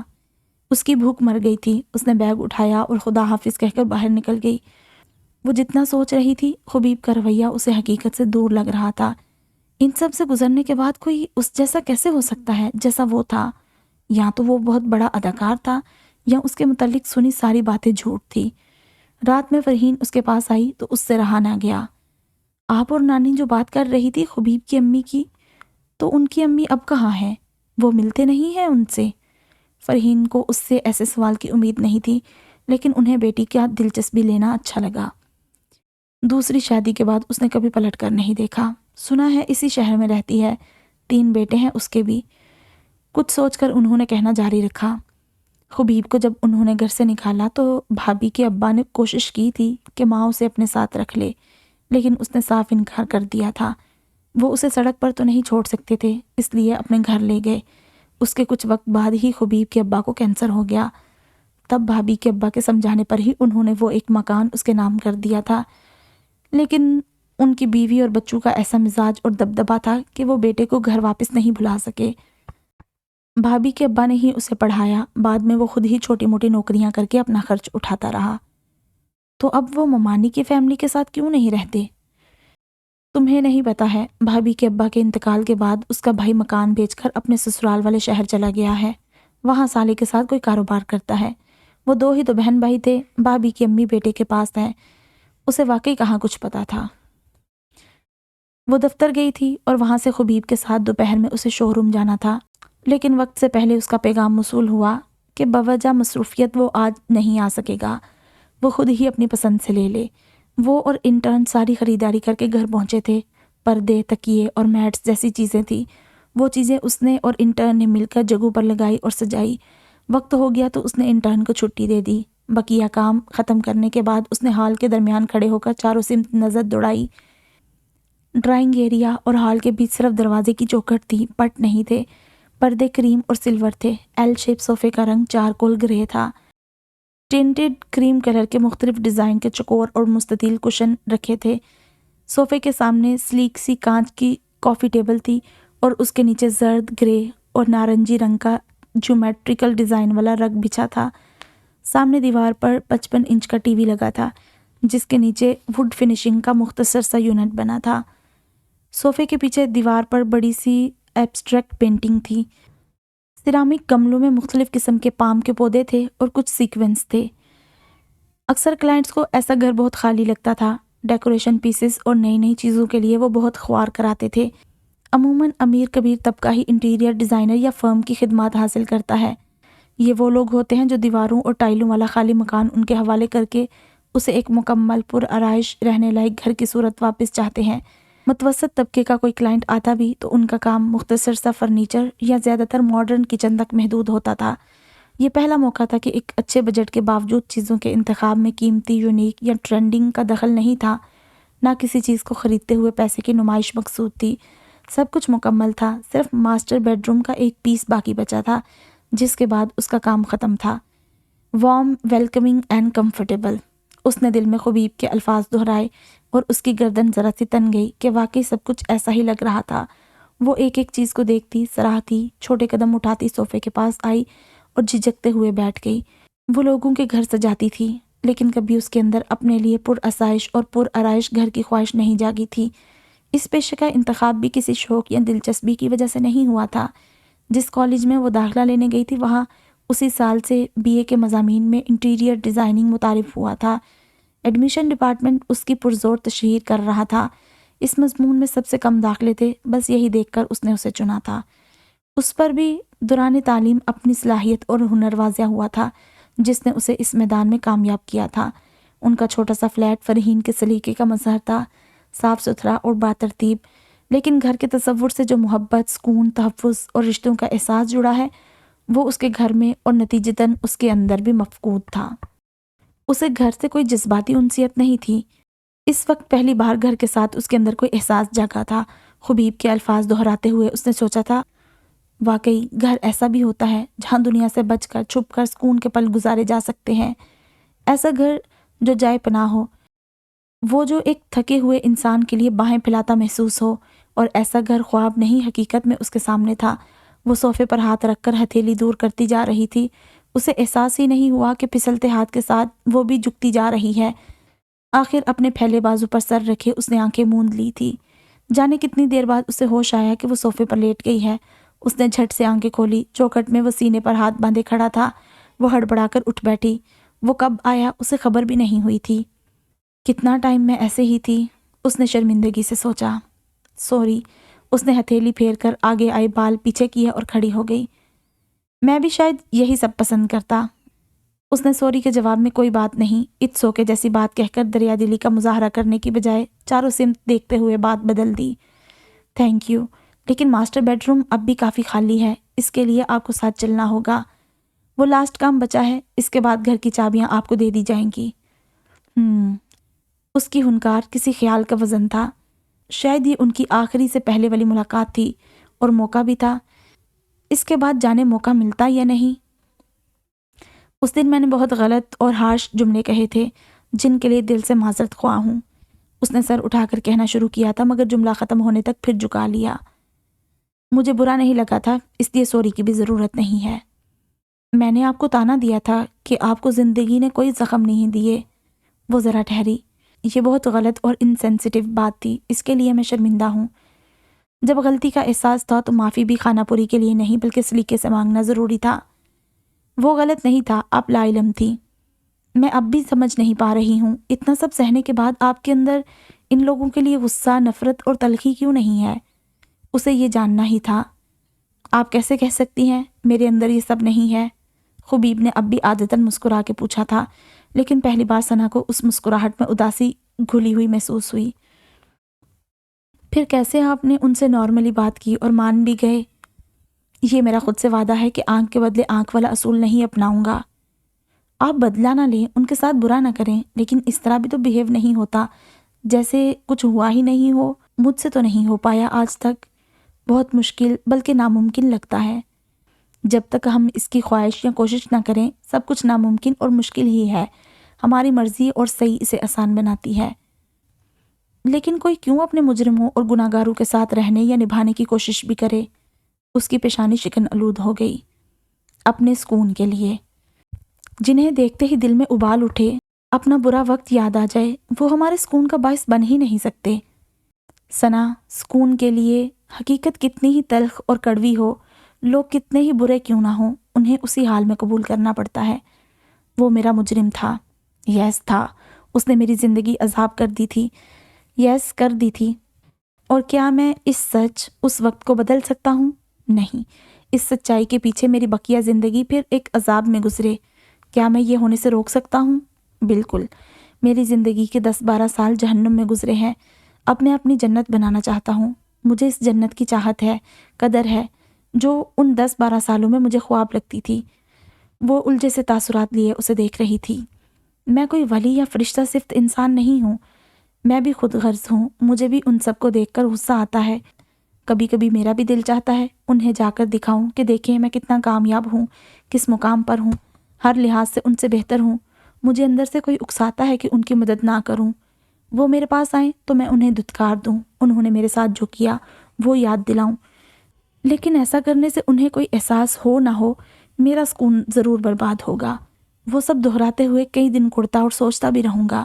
میرے اندر کبھی کبھی یہ جنگ بڑی شدت سے چلتی ہے، لیکن پھر آخر میں میری زندگی سے اور خود سے محبت جیت جاتی ہے۔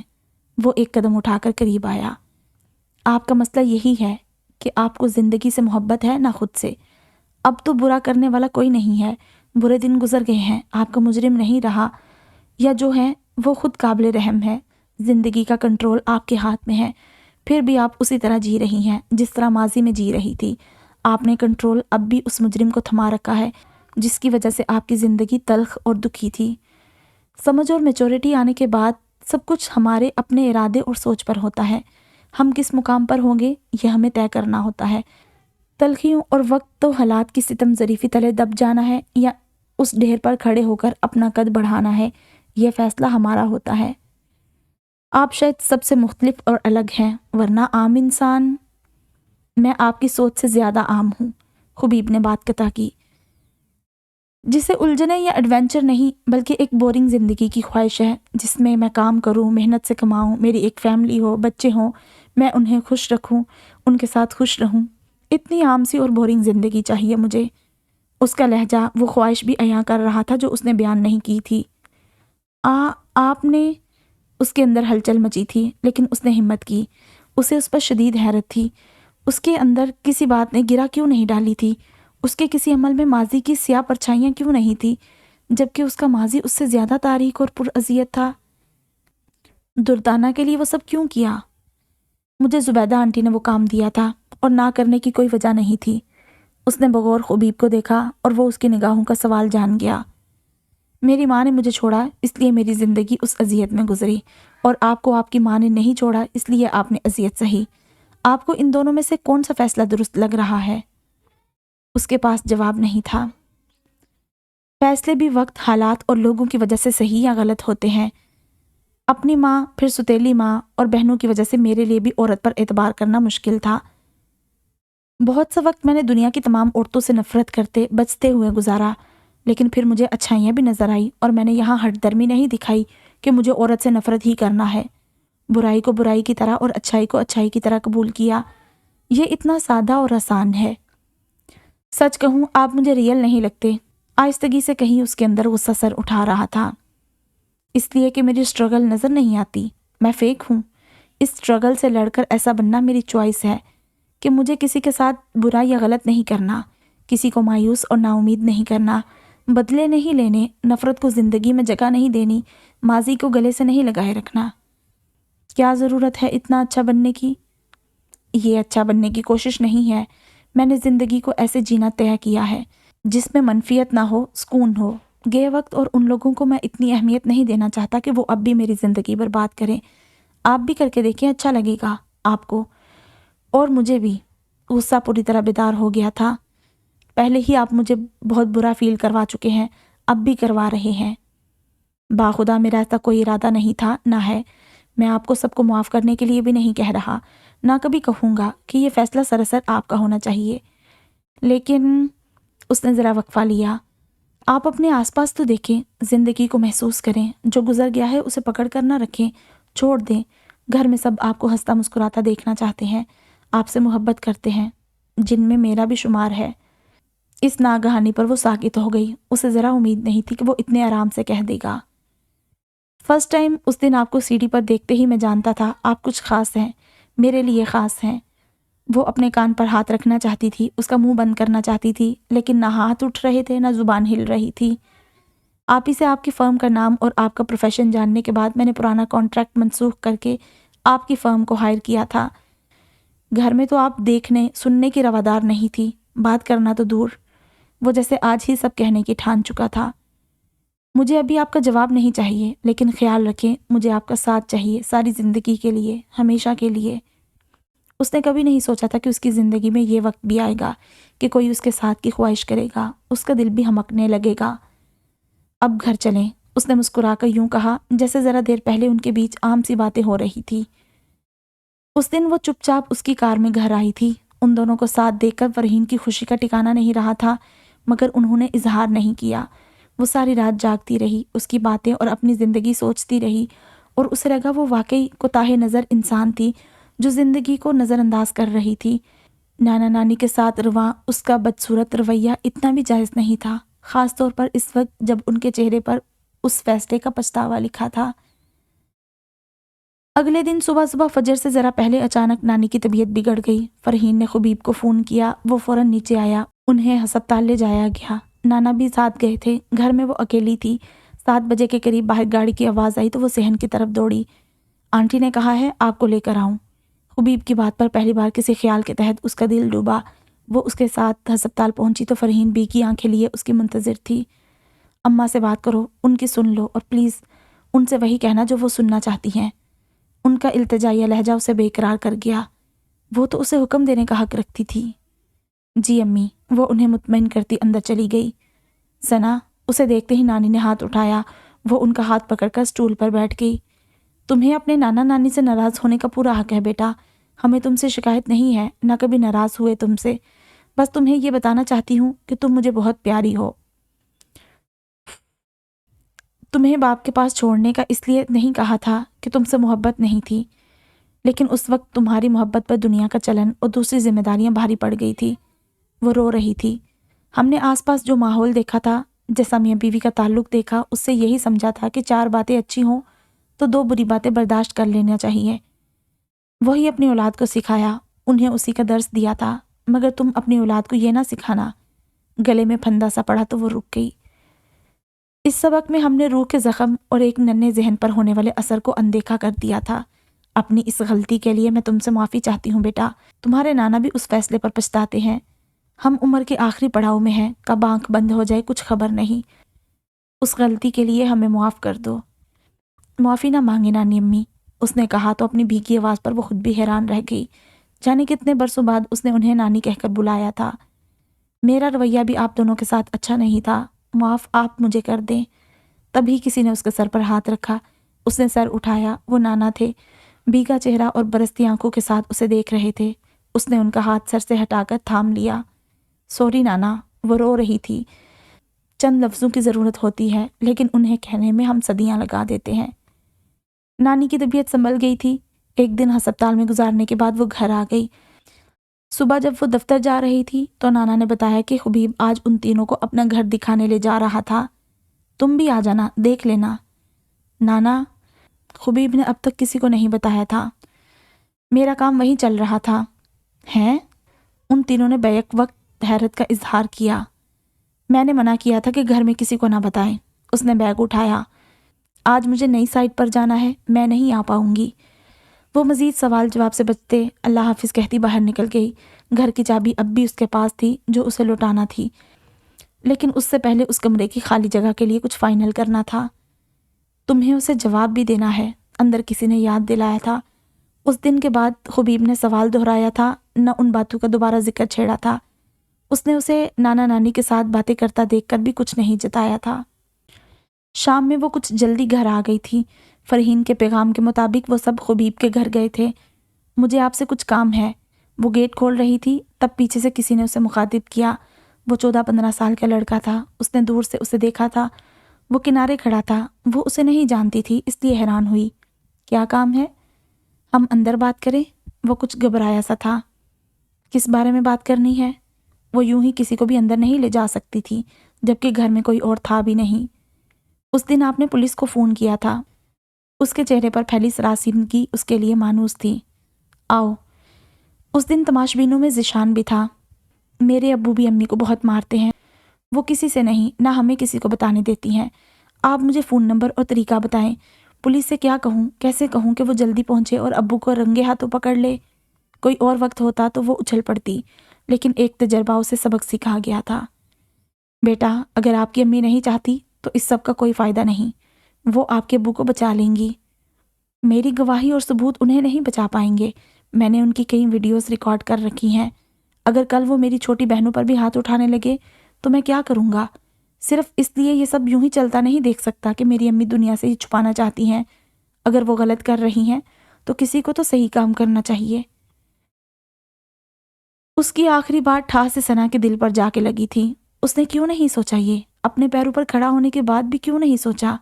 اس نے کبھی باپ کو دھمکی تک نہیں دی، سوال تک نہیں کیا۔ اس نے بھی تو ان کے لیے میدان کھلا چھوڑ دیا تھا۔ جو نانا نانی نے کیا، کیا وہی کچھ اس نے بھی نہیں کیا؟ باجی، اس کی غائب دماغی اور خاموشی پر ذیشان نے زور سے پکارا۔ ہاں؟ وہ فوراً کچھ بول نہ سکی۔ میں بھی اس بارے میں اتنا نہیں جانتی کہ تمہیں ٹھیک سے گائیڈ کر سکوں۔ میں جلد کسی سے مشورہ کر کے اور ساری معلومات حاصل کر کے تمہیں بتاتی ہوں۔ اپنا فون نمبر دے دو مجھے، اور اس دوران کوئی ایسی بات ہو تو مجھے فون کرنا۔ میرا نمبر لے لو۔ اس کے جانے کے بعد وہ ایک نئے ملال میں مبتلا مسلسل سوچے جا رہی تھی، یہاں تک کہ نانا نانی آ گئے۔ خبیب انہیں گاڑی سے چھوڑنے آیا تھا۔ انہوں نے پہلی بار اس کا کام یا ڈیزائنز دیکھے تھے، اس لیے بڑے خوش تھے، خوب تعریفیں کر رہے تھے۔ اسے رات کا کھانا کھا کر جانے کی ہدایت دے کر نانا نانی کچھ دیر آرام کرنے کمرے میں چلے گئے۔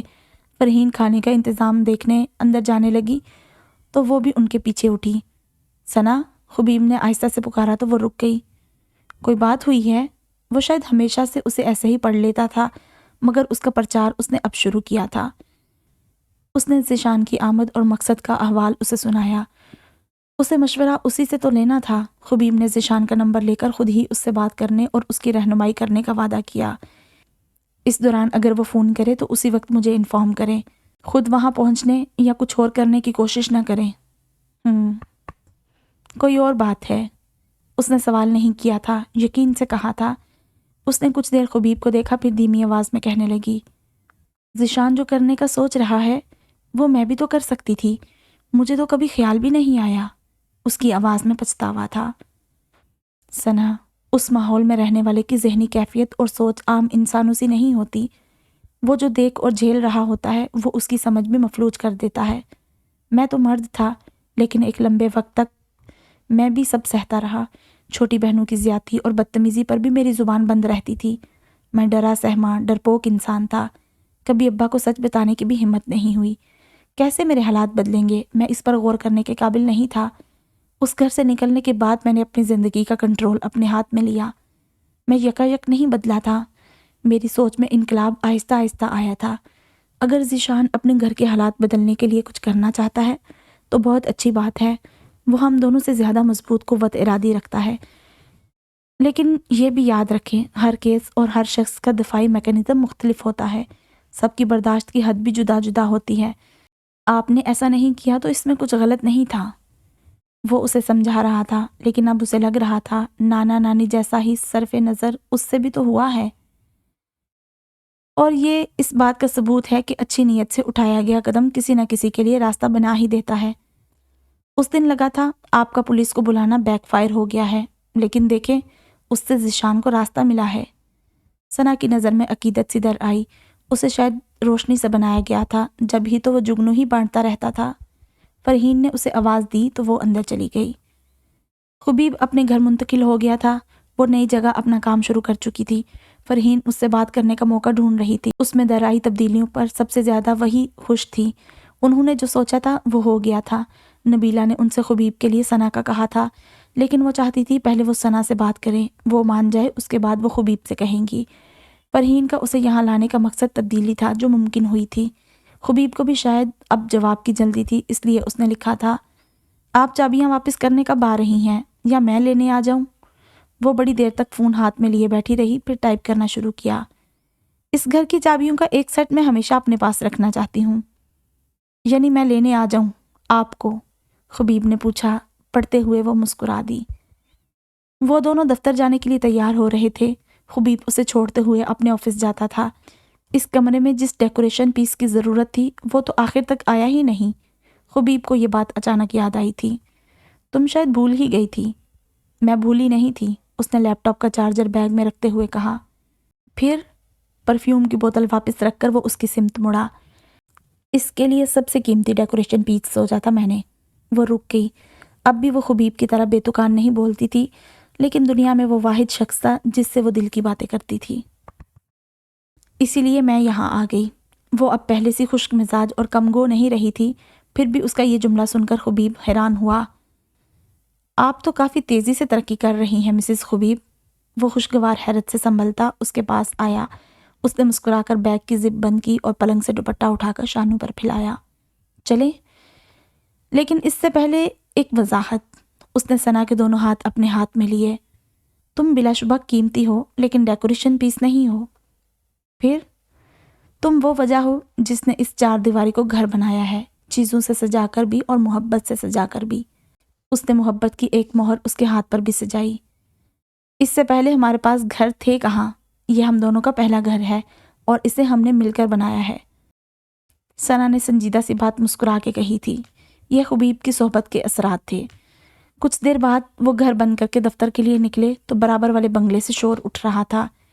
یہ مکان اپر مڈل کلاس والوں کے تھے، لیکن شور وہی تھا جو اس دن گلی میں ابھرا تھا۔